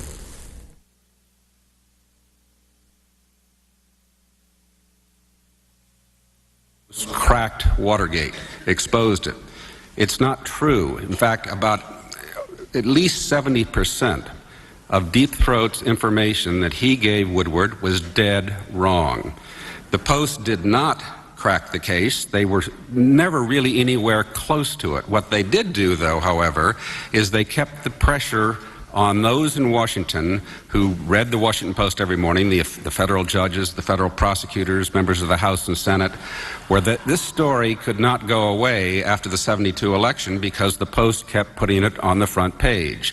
And while every little detail became a new headline, it was the only paper in the country that was paying any attention to this story. The story got no traction whatsoever during the 1972 campaign, and but for the Washington Post, the story probably would have disappeared after the election. So while they didn't crack it, they did keep the pressure on and result in it failing of its own weight and falling apart. Bob Woodward, what do you think? Well, I'd agree with most of what he said. We did not crack it in terms of Nixon. We did a lot of the reporting about Nixon's aides, as I was saying earlier, and what Dean is saying reflects where he was sitting. He was in charge of the cover-up, and the cover-up was not to protect him or the other people in the Nixon re-election committee or the Nixon White House. It was to protect the president. And we never said the president was involved until the tapes started coming out, until Dean's own testimony fingered the president. So it's a fair comment. Now, people think in terms of Watergate, it had so many phases and parts to it. It went on for over 2 years, from the burglary to Nixon's resignation. To a certain extent, it continues to today, as it's debated, as people think in terms of, as you were asking about, is there a Watergate or a Watergate legacy in the White House of this President Bush? In that 2-year concentrated period of Watergate, 26 months, it was ignored for really the first 6 months, and we were the ones writing the stories. We were the ones raising the questions. At one point, Senator Ervin, who would head the Senate Watergate investigation, which really picked up the ball, called me up to his office, and one of the things he said is, if we can establish the involvement of Jeb Magruder, who was a deputy to John Mitchell in the Nixon re-election committee, we will have done our job. In other words, the bar was very low at that point, and the conventional wisdom in Washington was Nixon's too smart to be involved in this. Next call for Bob Woodward is from St. Petersburg, Florida. Mr. Woodward, you're probably one of the most knowledgeable men we have. But my name is Colonel Miller from St. Petersburg, Florida, and I'm retired out of the Army. And I believe you're the only man living can get the Vietnam War straight. Watergate be damned. I'm talking about Richard Nixon as the Commander-in-Chief of the Armed Forces, and I postulate that that war was won militarily, but it was lost in the Congress of Washington with president of one party and the Congress from a different party that passed the war powers out. but that war was won militarily in 1972. You intend to do a book to get the public straight on that? Well, I mean, it's an interesting question. There's some people who would agree with you.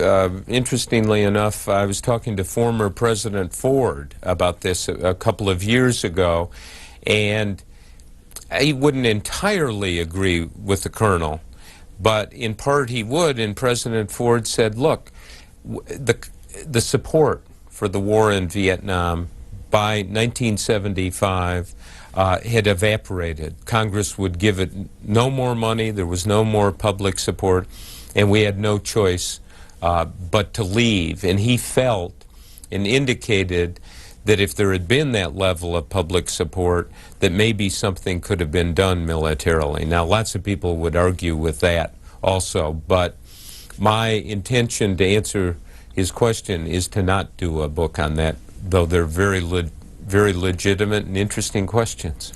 28 years and 12 books, and two things that have been consistent: Simon & Schuster as the publisher and Alice Mayhew as your editor. What roles do each have in the final product? Without them, it couldn't be done. Alice Mayhew edited all the President's Men for Carl and myself, and she's the editor who is tough, what will not let you get overly involved in your material. I remember on one book at one point I'd written 90 pages on something.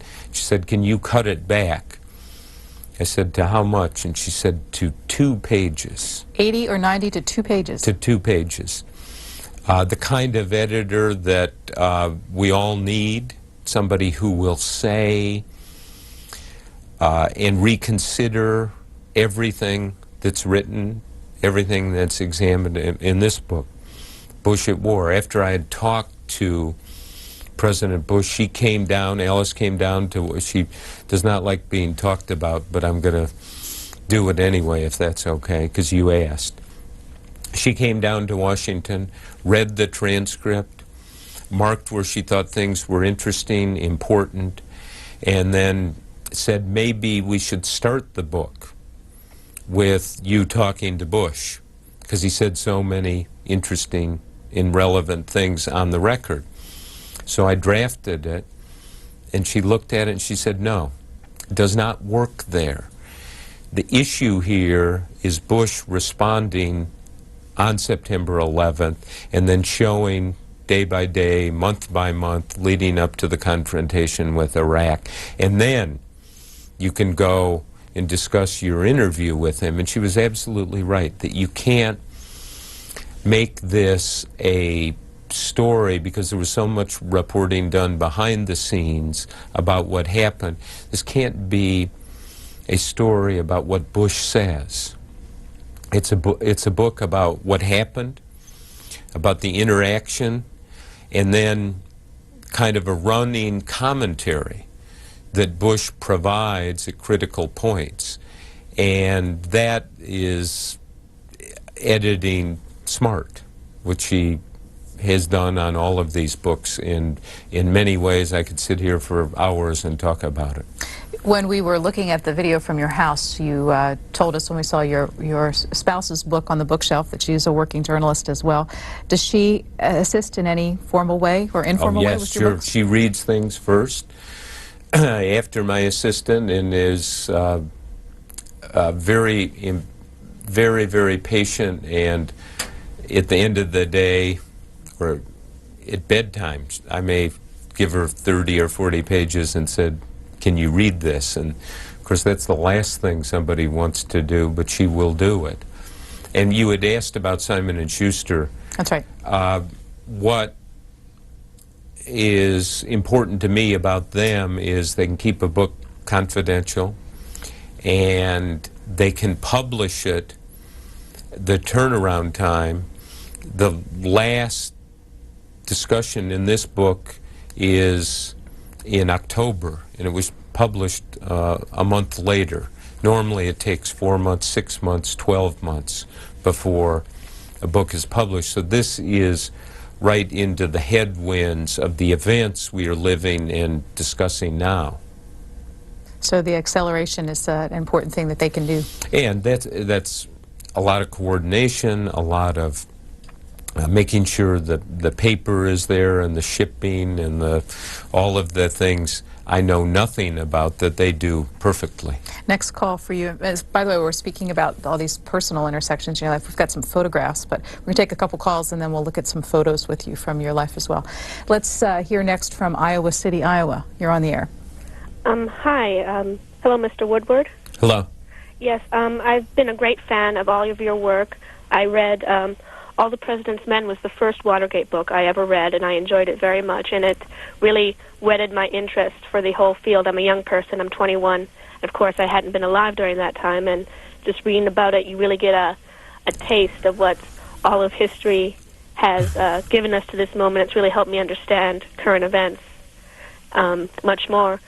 I'm wondering, like, I did watch and live through the impeachment of President Bill Clinton, and I found it was interesting contrasting what I heard about the special prosecutor team that was investigating Clinton versus Jaworski, and before him the other guy who I don't remember his name right now, but Archibald Cox. How they were agonizing about whether to prosecute Nixon. The Senate and the House, the people were they discussed what their role was, what their role in history was. They had a very clear idea of how history would view them. And it seems to me that was lacking, at least just from what I've heard, from the Clinton investigation.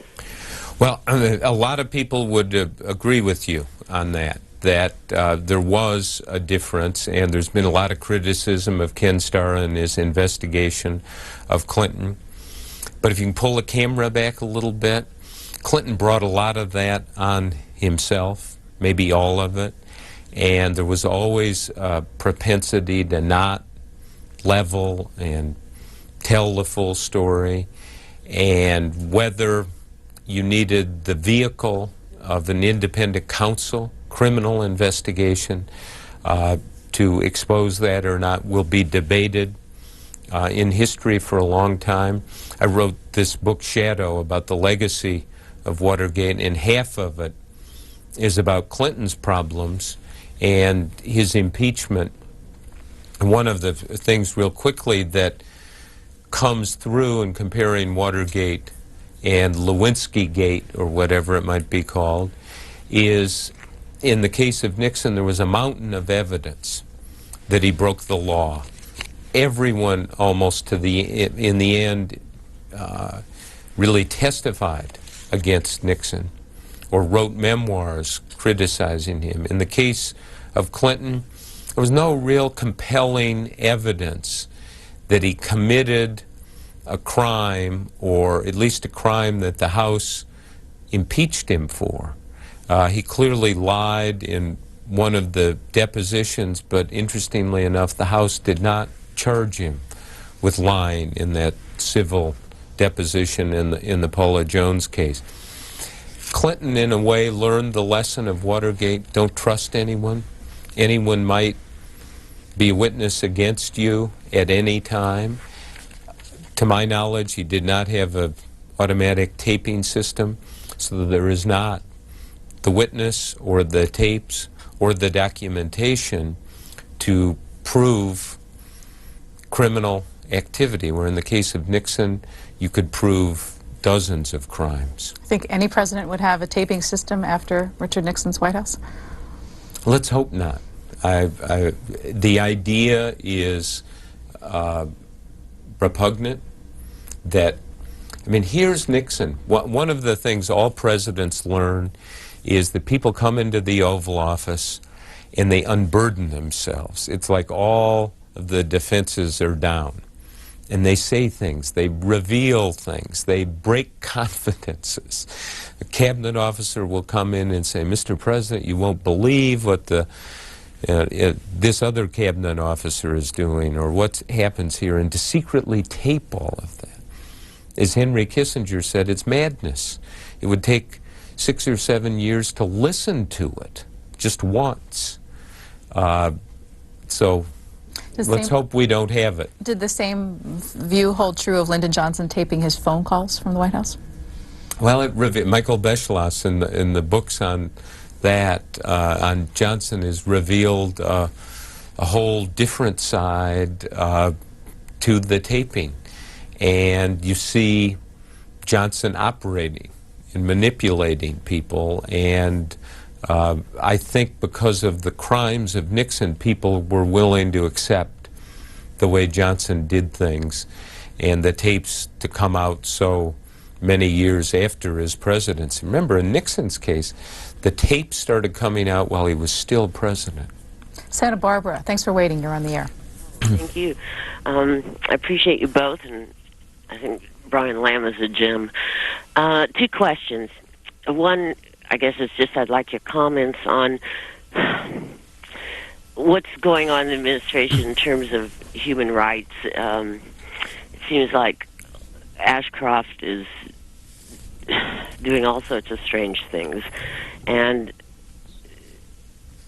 President Bush is taking away, like you mentioned earlier today, the the right to look at papers and things like that for historians. But also he's dealing with the General Accounting Office and going to privatize some of that printing or not allow some of the printing. And I'd just like to hear your comments on that. And if you think Cheney is involved in any of this. And secondly is a tacky question, but it came up on Thanksgiving night. Someone told me that Laura Bush, whom I do like, was involved in a manslaughter vehicle accident when she was younger. Do you know anything about that? Okay, in the Laura Bush case, I just know that I have read, and I think there was an automobile accident in which somebody died. On the question of is Cheney involved and what's Ashcroft up to and what's happening, I mean, these are all areas that should be investigated and will be investigated. I focused on the war because I think the question of the war on terrorism is the most critical question facing everyone in this country. Should we succeed at it and do well? I think it could be argued the future is bright. If we fail at it, the terrorists could do things to the American way of life that would make the worries about Ashcroft seem tame, and do things to the American economy that we would take many years to recover from. One reviewer said your new book, Bush at War, could almost have been called Commanders 2 because of the reprise of the cast of characters. Looking at some of the central figures in both books, is there anyone whose leadership style or worldview changed noticeably from the last time you spent time profiling them? Well, mainly in the Gulf War, excuse me, Cheney and Powell were in their roles. Cheney, Secretary of Defense, and Powell, Chairman of the Joint Chiefs. I think the worldviews are pretty much the same. Powell was the reluctant warrior in the commanders, but somebody who saluted and willingly led the nation to war in the Gulf when there were enough troops there to make sure that we would succeed.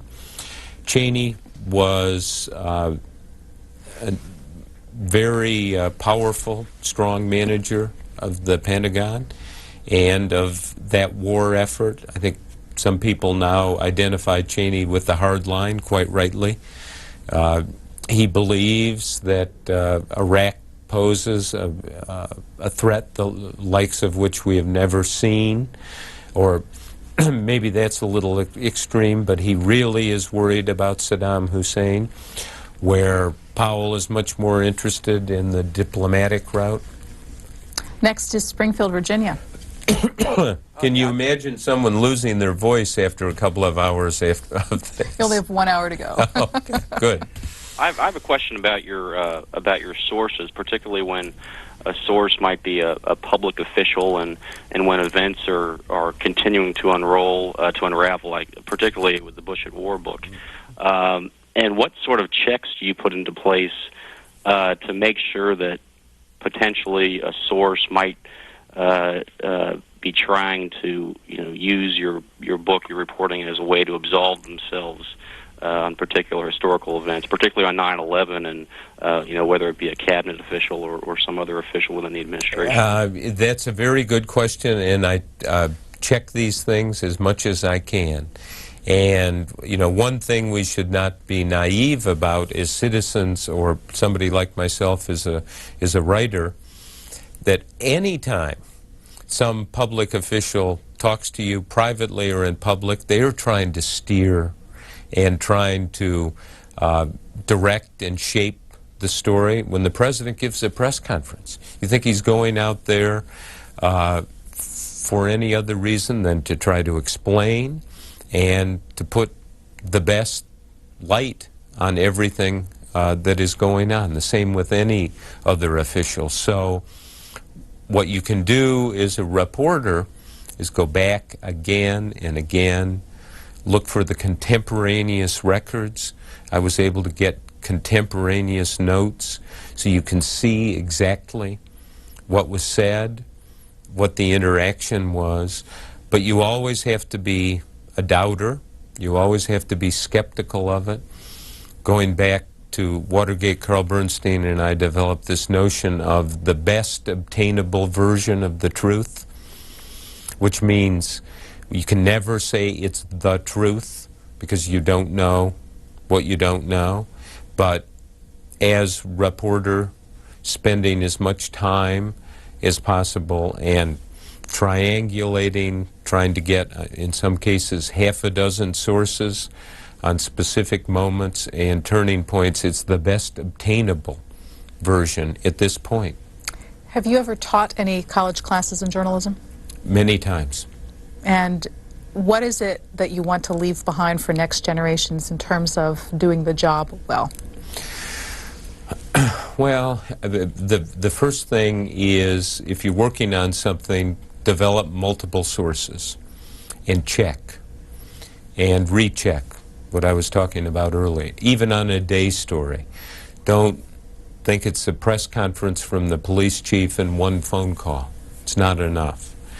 Second thing is look for records, look for documents, look for notes, look for calendars, look for transcripts, some sort of documentary foundation for what you're writing about. And I guess the third element would be go to the scene of what you were writing about. Don't just stay in a chair or go there. In this book, I was not able to go to Afghanistan.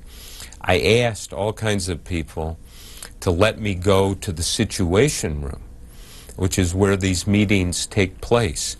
It turns out the Situation Room is a special classified facility called a SCIF, which means for Specialized Compartmented Information Facility. And to even go in the room, you have to have a top secret clearance, which I don't have. So I was not able to go into that room and feel the texture of the chairs and the table and the lighting and so forth. I looked at lots of pictures of it, and I print some pictures in the book. But it's always desirable to go to the scene. Next call for you is from Oakland, California. Good afternoon. Good afternoon. Mr. Woodward, thank you for all of your work.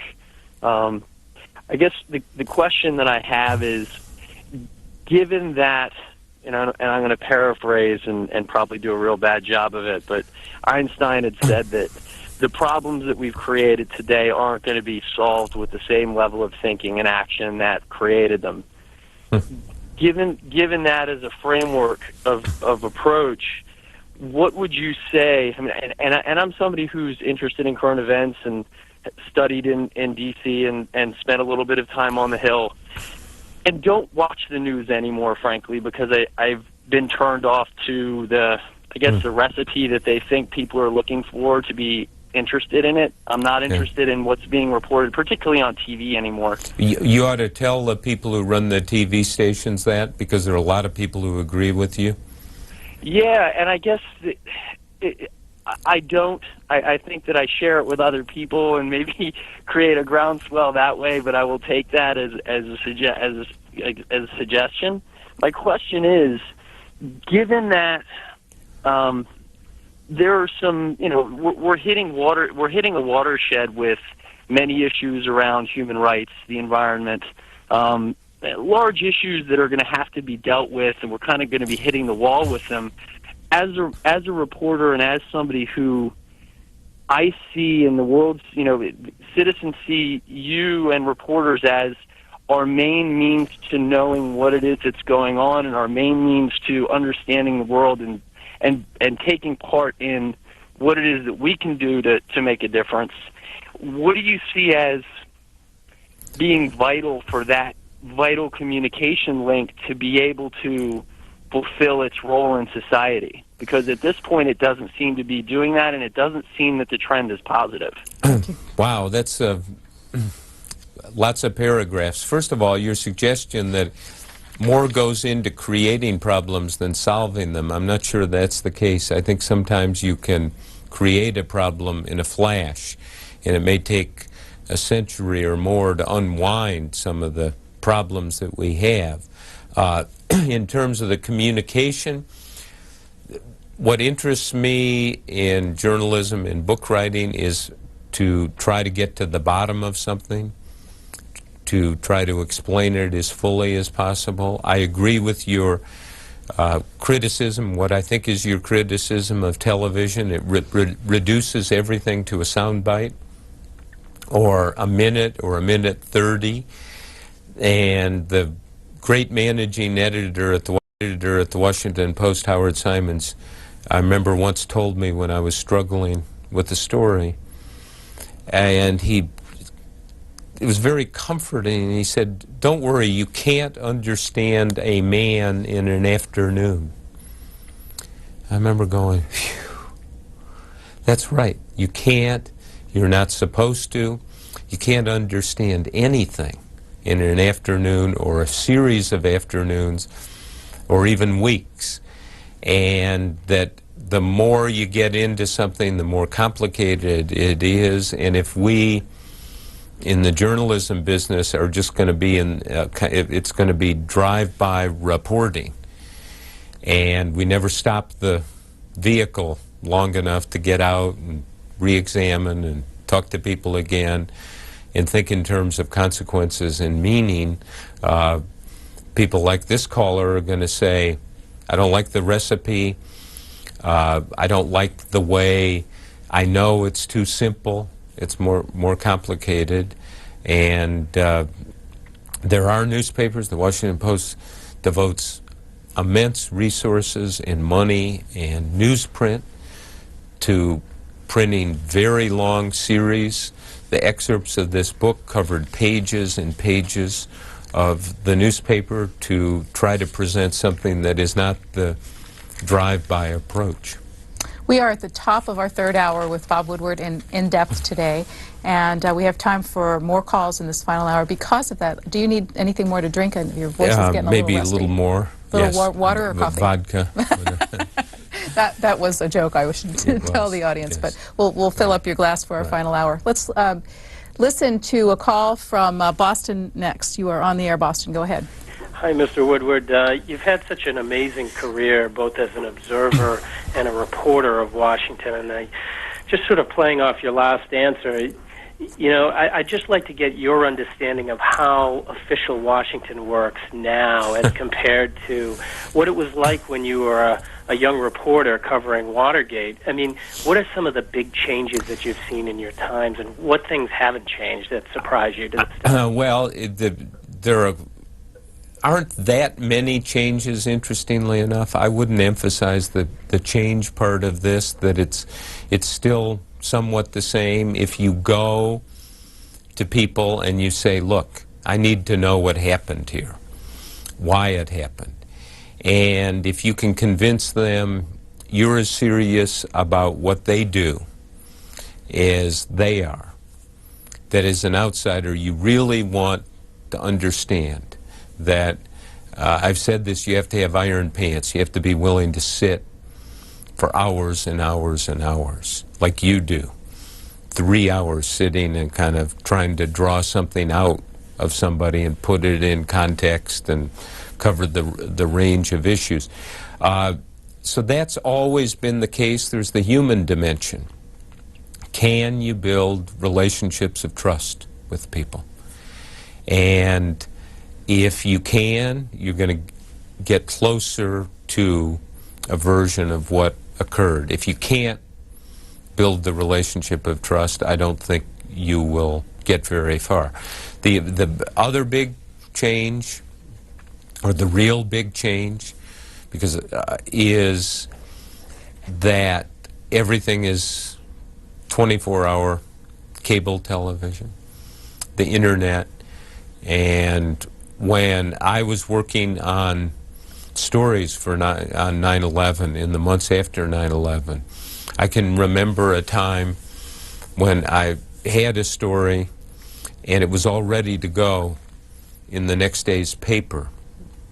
It was going to be a big headline, and at 6:30 at night, I called Len Downey, the editor, on a cell phone and said, "It's fine, but if you give me one more day, I can make it a lot better. And I've got more information." And most editors would have said, "Well, we're committed, we've got to do it, as long as it's fine, we're running it." Immediately, he said, "Fine, we'll hold it, we'll wait." And there are too many editors around who just want to churn it out, want the most immediate that might be fine, and don't have the patience to kind of say, well, let's take another day and make it better. I think there's so many stories where a reporter or editors, or particularly people on television, say, you know, this isn't ready. We don't really know enough about what we're saying here. Let's wait. Let's talk to people again. Let's come back at it. Let's revisit it. So that pressure for time, I think too many news organizations will succumb to the pressure. And I think we have to, in fact, have editors who say, and this is the key, you know, this is a good story, it's fine, but it's not ready. Let's go back. These are the questions I have. This is what's not answered. You ought to talk to so-and-so again. You need to figure out this angle, and so forth. We're going to do that for promised photo gallery that we have, and your water's ready for you if you'd like. Great. Who are we seeing on screen right now? This is my wife, Elsa Walsh, and our daughter, Diana, who she was 1 or 2 in this. And in this picture, it's with my father on the left and Diana in the middle, and myself vacationing in Michigan near my father's house there. Did you give, well, we'll continue here. Go ahead. And this is a picture of my father, lawyer, retired appellate judge from Illinois. And if we have another one in the queue. All right, let's come back to photos. That's a picture when he was younger. This is a picture of my mother who died 12 years ago. And how many siblings do you have in the family? Well, it's a mixed-up family, a brother, a sister, a half-sister, 4 stepsisters, and 2 stepbrothers. That's a lot of folks. Yeah. And any of them in law, which you were going into? No. And no one else went into reporting? Well, the young girl here, my first daughter, Tally, who's now 26, lives in San Francisco and is a reporter for the Bay Guardian there. And this picture was taken 25 years ago, 26 years ago. And why don't we make this one the last, please, and we'll come back to this is Tally now. Okay. At age, I think she was 24, 25 here in this picture. And when she came to you and said, I want to be a reporter? I tried to find a way to neither encourage her or discourage her. And what kind of reporting does she do? It's a small staff, and so she does lots of education, health, politics. And your younger daughter, Diana, is now how old? She's 6, and she's in K1 class at Sidwell Friends School.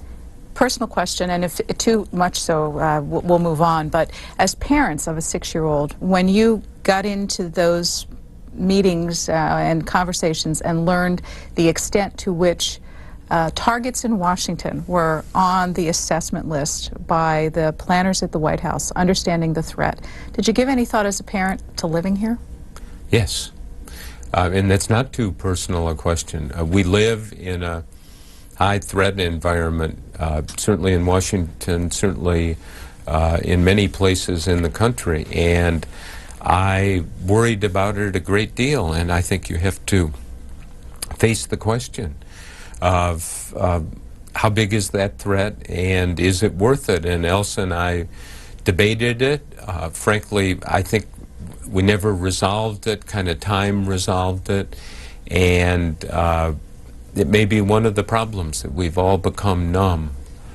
As President Bush said, we're all on alert fatigue. There's all these alerts, and people wonder, how serious is it? When is it coming? Is it real? Based on my reporting, I would say no idea when it's coming, but one thing that can be said for sure is it's real. Next call, Highland Park, Illinois. Yes, Mr. Woodward, first and foremost, thank you for being you. 2 questions. I'm reading Monk's biography of Bertrand Russell, in which Russell is quoted as saying that the real joy is not solving the problem, but rather raising the question. And I'm wondering if you comment on that. And secondly, to what extent, if any, did the movie All the President's Men accurately portray your relationship with Carl Bernstein? First, the movie accurately portrayed everything. It not only captured the relationship between Carl and myself, which was tense and competitive but reinforcing, captured the feel of a newsroom quite accurately. Working on a story like Watergate, where you don't have tape recordings or documents and you can't prove things, by getting witnesses to stand up, that it's really, you go home, as Ben Bradley, the editor, said, with a lump in your tummy regularly. The Bertrand Russell question or quote is a very good one. That's what you do as a journalist. You raise questions and people give answers and you put them together, but in a very real sense, you don't get the solution to questions. You get the various answers and you try to tell the story that way, but you always wonder. I could sit here for too long telling you about the stories I never got even an adequate answer to. Yorkville, Illinois. Hi, Bob. Thanks Hi. for the opportunity to speak with you today. Thank you. I just had a couple simple questions for you. Regarding the potential war with Iraq, I guess my first question is, why should America fear Iraq? And even, if Saddam Hussein had, 1 nuclear bomb, I guess George Bush seems obsessed with and very driven toward pursue Saddam Hussein. Okay, can I answer that question, because that's a really important question. I want to spend a moment on it because it really is on the agenda now. What's going to happen with Iraq and where are we going, and why has the Bush administration turned its attention to Iraq? The first answer is, if you look at what goes on in the War Council meetings after 9/11, 9/11 was a body blow, was a shock to the whole country, to Bush and his national security advisors. No, I mean, the idea, if you can go back to your own personal emotions, what you felt on that day and during that period, it's very intense. And their adopted goal is prevent the next 9/11. They look around and they say, what is the lesson of what happened? And the lesson is take care of threats early. Don't postpone it, as to a certain extent everyone did with bin Laden. No one did enough. People who did the most were the CIA, and they didn't eliminate him. And so everyone should have done more. So if you're going to take care of threats early, you look around the world and you say, where's that threat? And Iraq comes to the top of the list. And it's not just a nuke that Saddam might have, but the biological and chemical weapons that he allegedly has, that the weapons inspectors are now looking for. And it's a real problem. If you take the most dovish intelligence analyst and say, do you agree Saddam Hussein in Iraq are a threat? I think they'll almost all say, yes, he's a threat. The question is when and to what extent. And that's a very legitimate debate. And interestingly enough, as the weapons inspectors go in and do their job, we're going to get some answers to that. Maybe not some complete ones, maybe not some satisfactory ones. But that's the answer to that critical question about Iraq. Ogden, Utah. Good afternoon. Yes, how you doing? I thank you for taking my call.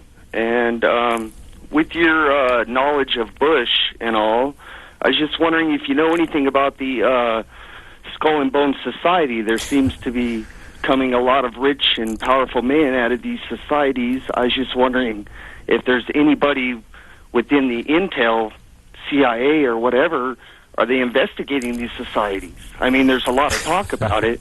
Nobody's, seems to be a joke, but I'm just wondering, maybe you might have some Okay, well, it's a fair question.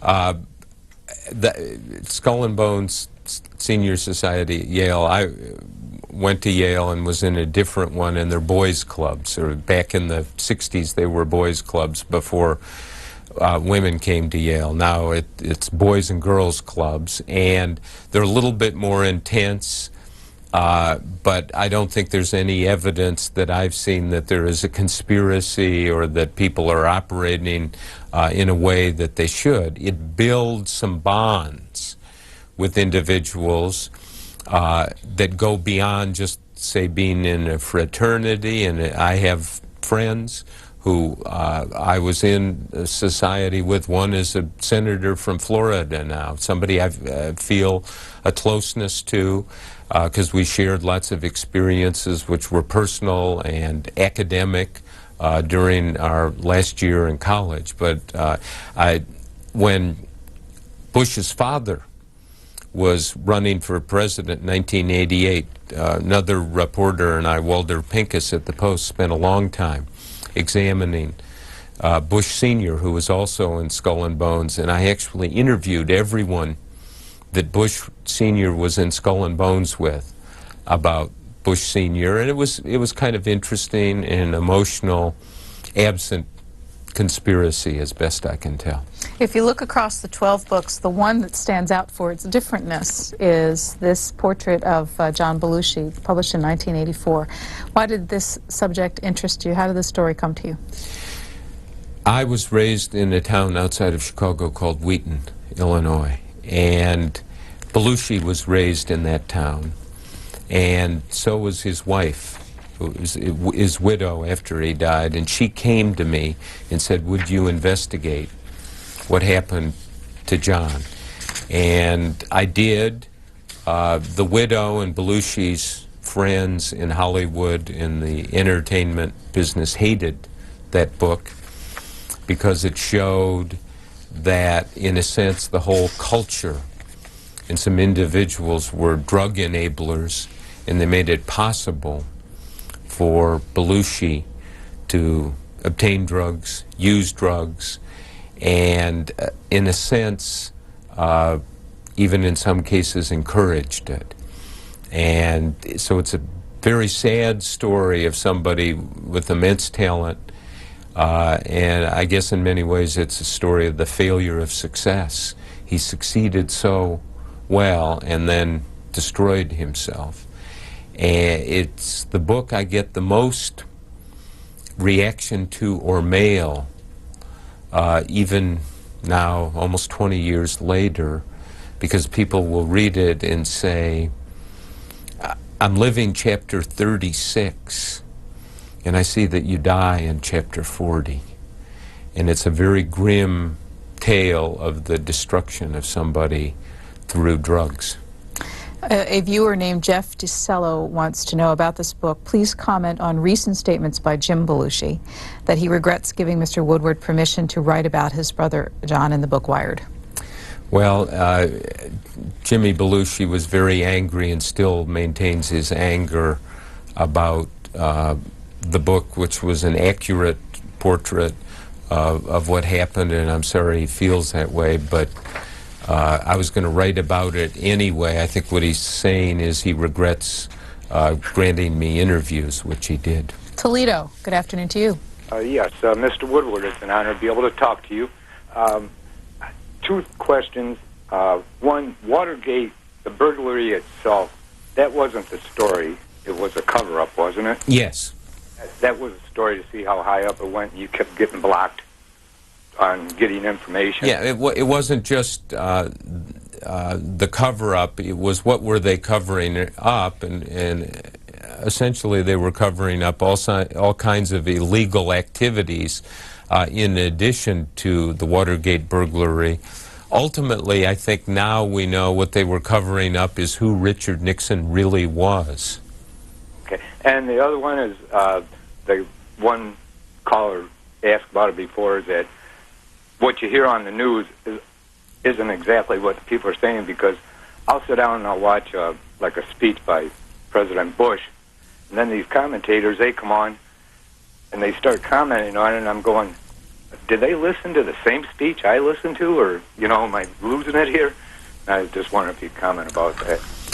Well, I don't find that. I mean, what happens is sometimes somebody, the president or Tom Daschle or somebody will give a speech, and it's the nature of the soundbite journalism. They will take one soundbite out and say this is what the speech was about, and sometimes they're right, sometimes they're wrong, and sometimes speech in its totality will give you a different impression than just one or two sentences from it. In your personal meetings with George W. Bush, how can you tell our audience ways that he is different from what we see projected through the television lens? What I found about President Bush, I interviewed him down at his ranch in August. He was on vacation. Many people who worked for him said, get him on vacation, and so we sat for 2 hours and 25 minutes and uninterrupted, focused, interested in the process of somebody trying to find out about why he did things and where it came from and the reactions he had. There was no sense that he was not paying 100% attention to the questions. Now, the questions were not general. The questions would be, Condi Rice came in with this report. What was your reaction? This city in Afghanistan had fallen. What did you think? What did it mean? This is what you said at the NSC meeting. What was your reaction to what Cheney said? Why did you do that? Why did you say that? So I asked all kinds of very short questions about motive and where ideas came from. Is that different than what you get on television? I don't know. I mean, it was an unusually focused morning. He took me on a tour on the ranch afterwards of his ranch and drove all around and could not stop talking about Iraq. Had not decided about what to do with Iraq at that point, and said a couple of interesting things about the Iraq debate, or the Iraq puzzle, as I call it. He said he had to be careful and patient, and said something that I think is critical. He said a president always wants to see or wants to see a successful military plan. Not just a plan, but one that would be successful. Your colleague at the Post, Howard Kurtz, reported that you earned a nickname from the president, as he often does with reporters he works with regularly. You're Woody to him. My question goes to how do you remain dispassionate in the face of a politician that you might like? He did give me that name when I encountered him earlier in his presidency, and he mentioned it when I interviewed him a second time. Down in the ranch, there was no Woody. There was no more formal sense. It was. I mean, he understands. I think his biggest critic, maybe not his biggest critic, but most critics would acknowledge he understands the seriousness of his task. And one of his tasks is explaining what he's doing. One of the points he made is, he said he has to speak, he said, I have to speak clearly to the American people, and made the point as a lot of people acknowledge that he's not speaking clearly, or claim he's not speaking clearly, and that he needs to be very clear about what he's doing and why. Next call, Pacific City, Oregon. Good afternoon. Yes, good afternoon. Thank you, Mr. Woodward. Mr. Woodward, I have three quick questions. Not all of them relate to each other, but the first one is that you spent a lot of time with talking about President Bush and talking to others about President Bush and talking to President Bush himself. You know, what were your personal feelings about him? Is he the kind of guy you'd like to go fishing with? Number two, did he communicate his answers well to you? There's been real criticism in his diction and et cetera. And number three, this is a little off the subject and different question. Do you feel it is a disadvantage for the American people to have most reporters in our country belonging to the same political party? Thank you very much, sir. Okay, maybe did you write down? I did. I mean, the first question about my personal feelings. I learned a long time ago to take personal feelings and put them in my back pocket and keep them there, because it does not help me in trying to get information. Is he the sort of person I'd like to go fishing with? Sure, because then I could talk to him. He, as I've said earlier, there was something about him not hiding. I've seen his father, when he was president, would not let me within 1,000 yards of him, would never sit for an interview in all the books or the stories I did about him. There's something about this president where in these circumstances, on this issue, he was not hiding. That's very important. And the third question was? Oh, well, the second one was his style of communications versus the criticism. That's a very good question. What he does, and I did not recognize this until I read the transcript a number of times of the long interview, he starts his sentences and then pulls back and restarts them, sometimes more directly on point. So if you read it in a transcript or you even hear it, you kind of it's not Kissinger speaking in paragraphs. President Bush speaks in phrases. But if you listen to it and examine exactly what he's saying, it's clear what he is saying. It is not the most coherent sentence after sentence after sentence. It's a series of phrases, and he frequently will restart sentences to the benefit of the sentence, because he will start off in a direction that is not quite on point. But there's no question what he thinks or where he's coming from, and he told lots of stories that he just has never told before about learning, for instance, the importance of access. When his dad was vice president running for president, there was a point at which he said he would be over visiting his dad at the vice president's residence, and the campaign team would come. And he'd be there with his dad for a long time before the meeting, and everyone assumed they were talking about the campaign, In fact, he might have been talking about a sibling or the baseball scores or the pennant race. And because he had that access to his father, that made him important. So he then, when he set up his White House staff, allows a group of people to have access to him, quite frankly, because it gives them power or perceived power, and it also gives them job satisfaction, he said. One of our viewers was not happy about the answer you gave on Henry Kissinger heading the commission. He writes, "I can't believe your cop-out answer on Kissinger. You know as well as I do about Kissinger's part in lying about Laos, the overthrow of a democratically elected government in Chile, and having knowledge of the creation of the plumbers. Kissinger is a known liar. It's an insult to put him in charge of the 9/11 Commission. Are you sure you haven't become part of the status quo in Washington?"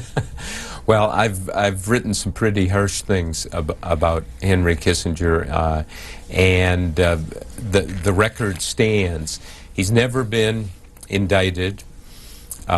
He's never been charged with a crime, to my knowledge, and he is somebody with, as I said, a deeply mixed record. But he'll be judged on the outcome on this. Kissinger is a polarizing figure. There are lots of people who agree with that viewer. There are a lot of people who think he was a genius in foreign policy. So I'll stand on what I wrote about him, and he will be judged in this instance by how he performs. And as I said earlier, there are going to be all kinds of people second-guessing him.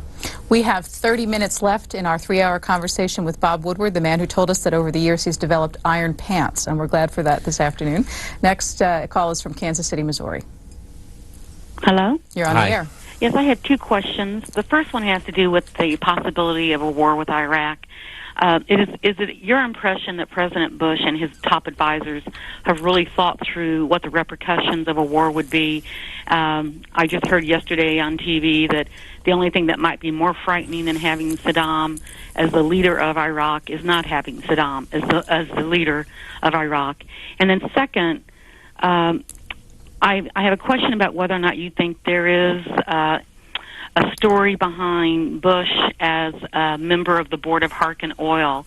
It came out last fall that, and I think it came out during the presidential election, that he's been misleading about his reports to the SEC, and he, maybe even worse, used insider information to help him sell stock at a time when he knew that the company was failing. And yet no one seems to investigate that. It seemed to me that when President Clinton was president, that nothing could happen that didn't lead to a major investigation. So those are my two questions. Thank you. First, about Harkin, there has been a lot of investigative work on that done. Not all the questions have been answered by any means. It's something worth looking at. Before Bush was running for president, I spent a long time looking at his oil business and what he did, and I could not find anything that suggested anything unethical or criminal. No, there have been serious questions raised about that, and people should continue to look at it, as I am sure they will. And the question of war with Iraq, a more immediate issue, the simple answer to the question is the administration has looked at the consequences of war. Powell helped Bush a lot in dinner that I outline in this book, going through the consequences and the difficulties of going to war alone. And quite frankly, I think they're still debating it. I think the issues are out there. Is the weapons inspectors are in Iraq, what sort of evidence we're going to get, what is going to satisfy people. One impression I had is that President Bush will be more than willing to pull the trigger if necessary. If he determines that the only way to get Saddam out or solve the problems of the weapons of mass destruction that Iraq has is war, he is willing to go to war. Next call is from West Fork, Arkansas. Hello? Yes, sir. You're on the air. Yes, Mr. Woodward, I have one question. In your interview with President, well, actually two questions. In your interviewing with President Bush, did he at any time mention why he allowed the Osama bin Laden family to fly out of the country? And no. Have the subject was never brought up? No, it was not. And, you know, it's a very big family. And there are all kinds of offshoots and so forth. And some of these people were in the United States. And as I understand it, Saudi Arabia provided an aircraft for them to leave the country essentially for their own protection. But proceed. Actually, he's not on the line anymore. Oh. One of our email viewers has asked a question about a book we haven't talked about yet, The Brethren. But it's Dan Brookhammer of Davenport, Iowa, who wants to know, the Supreme Court tries to maintain an image of an organization that is above political influence. Your book on the court implies differently, he says. It does. And this is the Warren Burger Court during the period 1969 to 1976. And what the book shows is that the making of judicial opinions is often involves a lot of arm twisting and a lot of fighting, and that there was a lot of personal hostility on the court during this period. Now, the papers of Justice Douglas, Brennan, Marshall are available in the Library of Congress, and I've looked at some of those papers, and other people have, and it turns out that Scott Armstrong and I got one thing wrong in The Brethren, and that is that we understated the degree of animosity and contempt a number of justices felt toward Chief Justice Burger. Do you go back, you've described your books earlier as that place between daily journalism and history. Do you go back once books are published and the years have ensued and papers are open to check how you did with most of these books? Certainly, for the newspaper, or in the case of Shadow, but the legacy of Watergate, I went back and looked at the presidencies of Ford, Carter, Reagan, the first President Bush, and Clinton. Next telephone call for you is from San Francisco. Go ahead. Yes, hello, Mr. Woodward. Hello. Is the current George W. Bush's drive for Baghdad, can it be conceived anyway as his vindication of the failure of his father's administration to finish that job off? Yeah, that's a good question and is asked regularly by people. I found no evidence of that, and I guess the best evidence on the other side is that President Bush, former President Bush, Bush Sr., feels he did the right thing in the Gulf War. If you may recall, the UN resolutions called for the U.S. military and the coalition forces to drive Saddam and his army out of Kuwait, which had been occupied. And that was the extent of the resolution. The resolution did not authorize going to Baghdad, overthrowing the regime. So Bush Sr. felt he did the right thing. The feeling at the time was that Saddam Hussein was finished, that some colonel or general would go shoot him, or there would be a coup. Of course, that turns out to have been absolutely wrong. And also in my reporting, I found out that this President Bush feels his father did the right thing back in the Gulf War. So it would be vindication for something that they don't feel they need vindication on. Now, other people disagree with that, including some members of the current President Bush's administration. Here's a completely different kind of question for you from a viewer named Pat Thompson. Mr. Woodward, what are some of your favorite books, and are you a book collector? If so, please tell us a little bit about your collection. Oh, that's a good question. So many books are our favorites. I'm just finishing Scott Turow's book, Reversible Errors, his legal thrillers. I've always enjoyed immensely. I'm also reading a book, a biography by John Stacks about Scotty Reston, the New York Times. columnist. In terms of collecting books, what I try to do is whenever there's a book, a memoir that comes out about any of the presidents that I've tried to write about, going back to Nixon, I will buy the book and read it or read some of it and make sure it goes into my library, so I have most of the books that have been written, or the major memoirs or historical accounts of each of these presidencies. Next, Plantation, Florida. Good afternoon. You're on the air.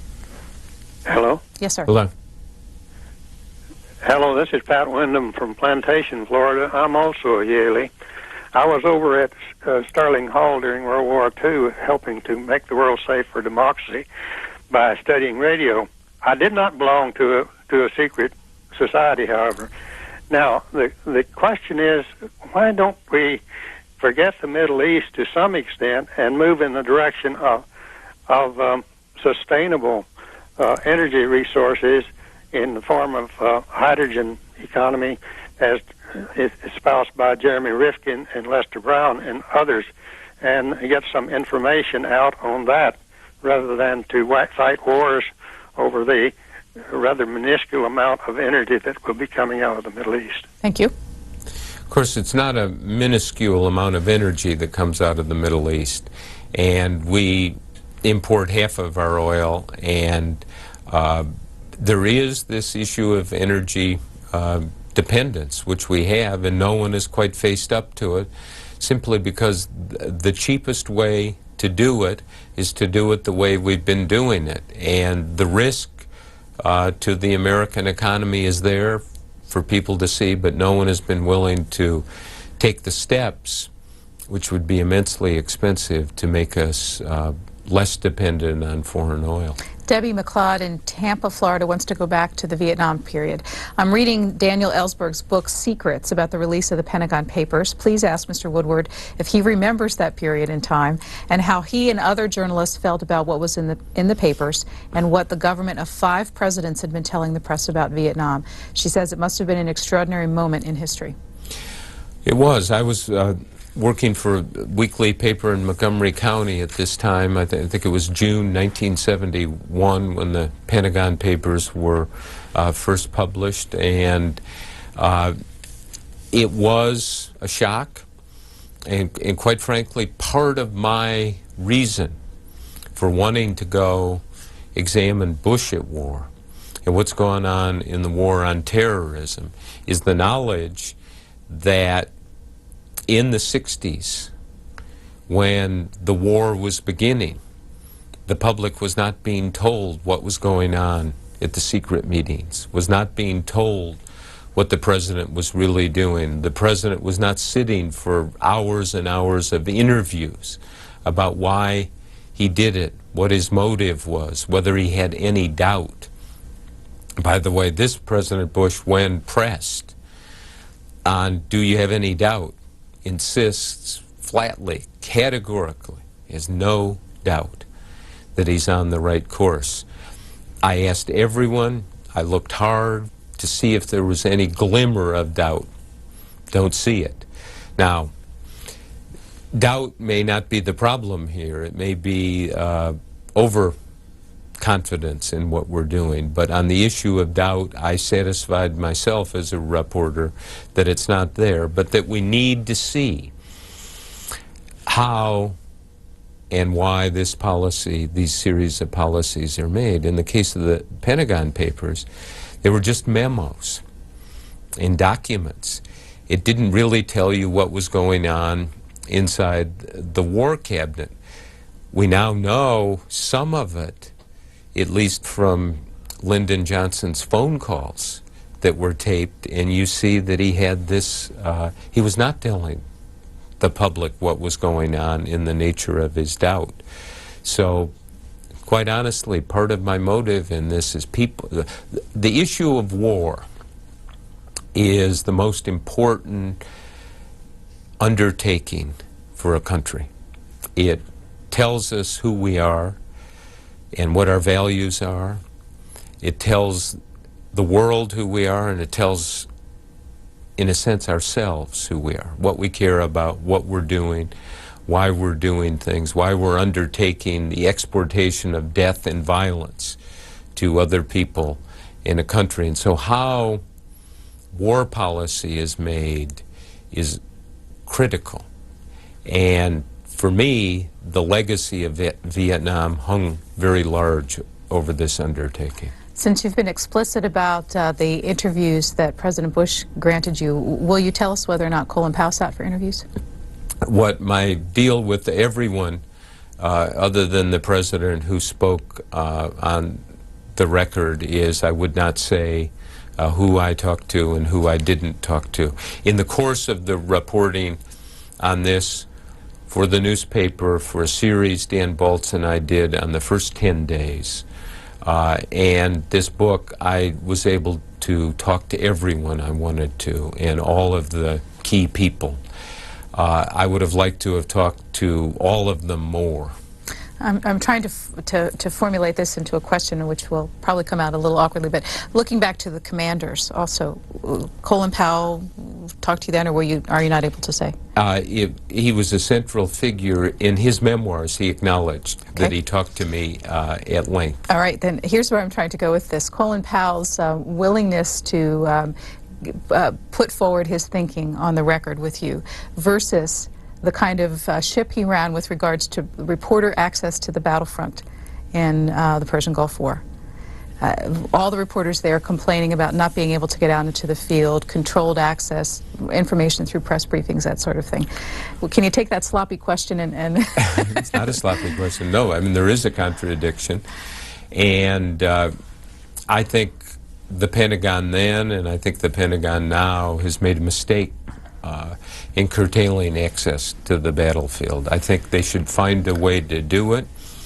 I think reporters can be trusted more than they like to think they can be trusted, and it's to their advantage that the public know exactly what's going on in as much detail as possible. And it's a kind of reflexive reaction on the part of the military, remembering Vietnam, knowing that one false leak or one leak could jeopardize lives, knowing that mistakes will be publicized, perhaps maybe even televised, makes people secretive about their operations. I think it's a mistake. I think they should find a way to find the people who can be trusted and let them see the war up close, or as up close as possible. Coming down to the home stretch with Bob Woodward, let's take our next call from San Francisco. Go ahead. Hello? Yes. Hello? We can hear you, sir. Go ahead. Hello, Mr. Woodward. In 1985, you co-authored an article at the Washington Post about a car bombing that President Reagan ordered in Beirut of a mosque, and Reagan was targeting a leader of Hamas who wasn't there, but 90 women and children were killed and many more injured, and it evidently was understood that President Reagan had done this by members of Hamas who later retaliated, reportedly, with the bombing of the Marine barracks in Beirut. And then about a month later... Okay, I mean, there's so many things you've got wrong on that. I just need to address them while they're in my mind. This was 1985. It was not President Reagan who ordered it. It was CIA director independently working off the books with the Saudis in an intelligence operation to attempt to kill Sheikh Fidlallah, the head of the Party of God, in Beirut. It did not kill a sheikh. It killed about 80 or 90 civilians, bystanders. And I did write about this, and I did write in the book, but the idea that the Marine barracks bombing, which was at the end of 1983, was a retaliation, would have been impossible because that had occurred 2 years earlier. Anyway, proceed. I'm sorry. There are just too many things you've got wrong there. You still there? He's gone? And no, I'm here. I'm Yeah. still here. So about a month later, you were compelled to retract that story, and I'm wondering why that happened, and especially considering what you just said. It was never retracted at all. In fact, it was reprinted with more detail in my CIA book, Veil. Back in 1999, Jake Tapper, and this is more for the audience in some ways than for you, just to see what it's like with one of your books when it comes out in Washington. Jake Tapper, writing in Salon, said about Shadow, it had followed the typical post-Woodward book release script. 1, book hit stands and Washington Post excerpts it. 2, reporters regurgitate the most titillating tidbits, usually missing the point of the tome's larger thesis. 3, Woodward's sourcing is questioned, either for anonymity or for single sourcing or for the supposedly unvetted hidden agendas of his informants. 4, the book becomes a bestseller. 5, years later, after the administration in question has ended or key players have died, Woodward's accounts are verified. We've just gone through most of that again. You look like you want to say something. You know, there is no question when you were going into using sources you're not going to identify, you're writing in an area that I call contested ground. These are very important issues. Did Cheney do this? Did Powell do that? Did the CIA do this? What about Rumsfeld? What about Condi Rice? What about the president? And that's reasonable. It's carefully done, but as a wise reviewer of one of my books once said, these are not engineering drawings. They can't include everything. They don't include everything. There's no way you come close to knowing everything. But there is a careful effort to get the shape of the building and the shape of the rooms and who's in there and exactly what they're doing and attempting to do. On point number 1 about the Washington Post excerpting it, Michael Gettler, who is the ombudsman for the Post, as you well know, and who describes himself as a friend and colleague of some 30 years, said those readers who have contacted me about the Woodward series complained almost exclusively about what they view as the unseemly promotion of Woodward and the book by the Post. Do you have any comments on that? You know, it's reasonable, and it looks like perhaps to somebody who doesn't know the arrangement I have with the Post is promotion. What it is, it's news. It's accepted as news, and it has, I've done all of these books, and this book may have more new information in it, explaining exactly what happened at the key moments than any of the books. So if I was not doing the book, there probably would have been many more parts to this story in the Washington Post. But it's one of the things that happens. For those who don't live in the Post area, here's what the beginning of the 3-part series looked like on the front page of the Post on November 17th. Next call for Bob Woodward is from Lyndhurst, New Jersey. Hi, I'm on the air, right? Yes, you are. Welcome. Okay, hi. The first thing I wanted to say, I want to make a couple comments, and then I have a question. I'm really thrilled to be speaking with you. I'm an admirer of you from a long time, and I remember avidly following the Watergate investigative writings that you put down. I really think you and Bernstein did a great service to this country by not giving up and being so thorough. So I want to thank you for that. And the comment I have is, earlier I heard you say that it was quite a shock to the administration when 9/11 happened. Was it a shock? Do you think it was, first of all, do you feel it was a shock that it happened or the horror of it? Because my feeling, when I lived right outside of New York City, and I was very shocked and horrified by it, but I wasn't shocked that it happened. After all, the World Trade Center had been bombed earlier in the decade. And I also vividly remember a speech by Bill Clinton at the UN, I think it was around 1998, it was in the late 90s, warning us about terrorism.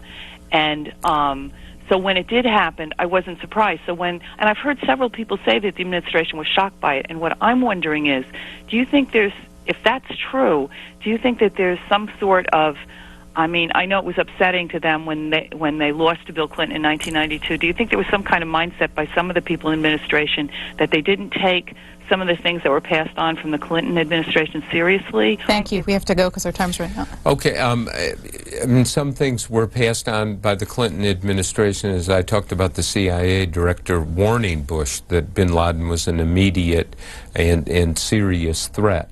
But I'm not sure, you know, the questioner says, shocked by the magnitude of it and that it happened. Well, it's very difficult to separate the magnitude from the it.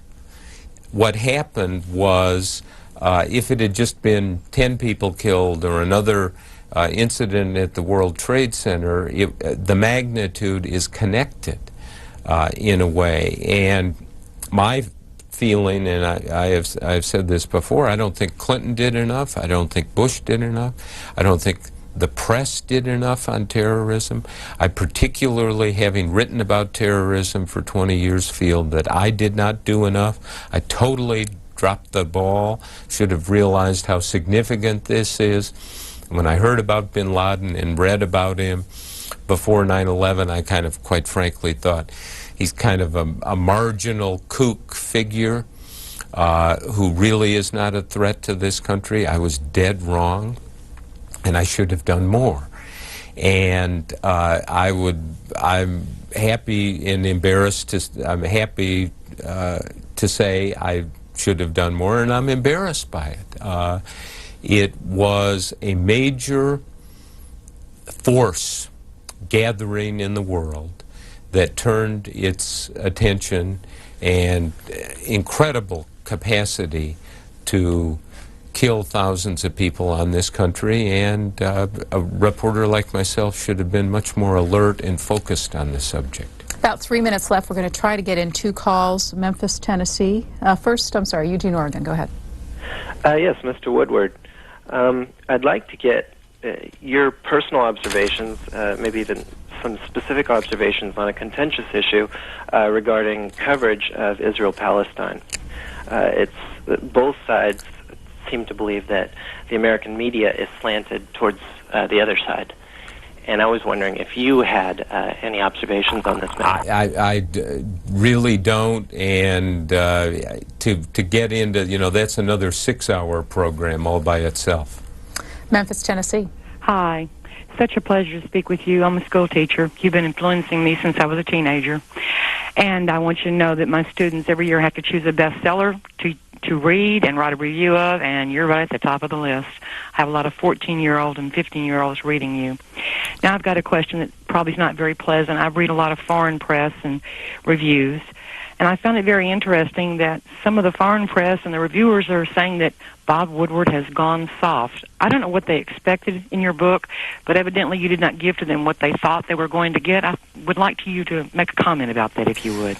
Okay, that is a fair comment. What you have to do as a reporter is be able to look at the evidence and weigh it and present it.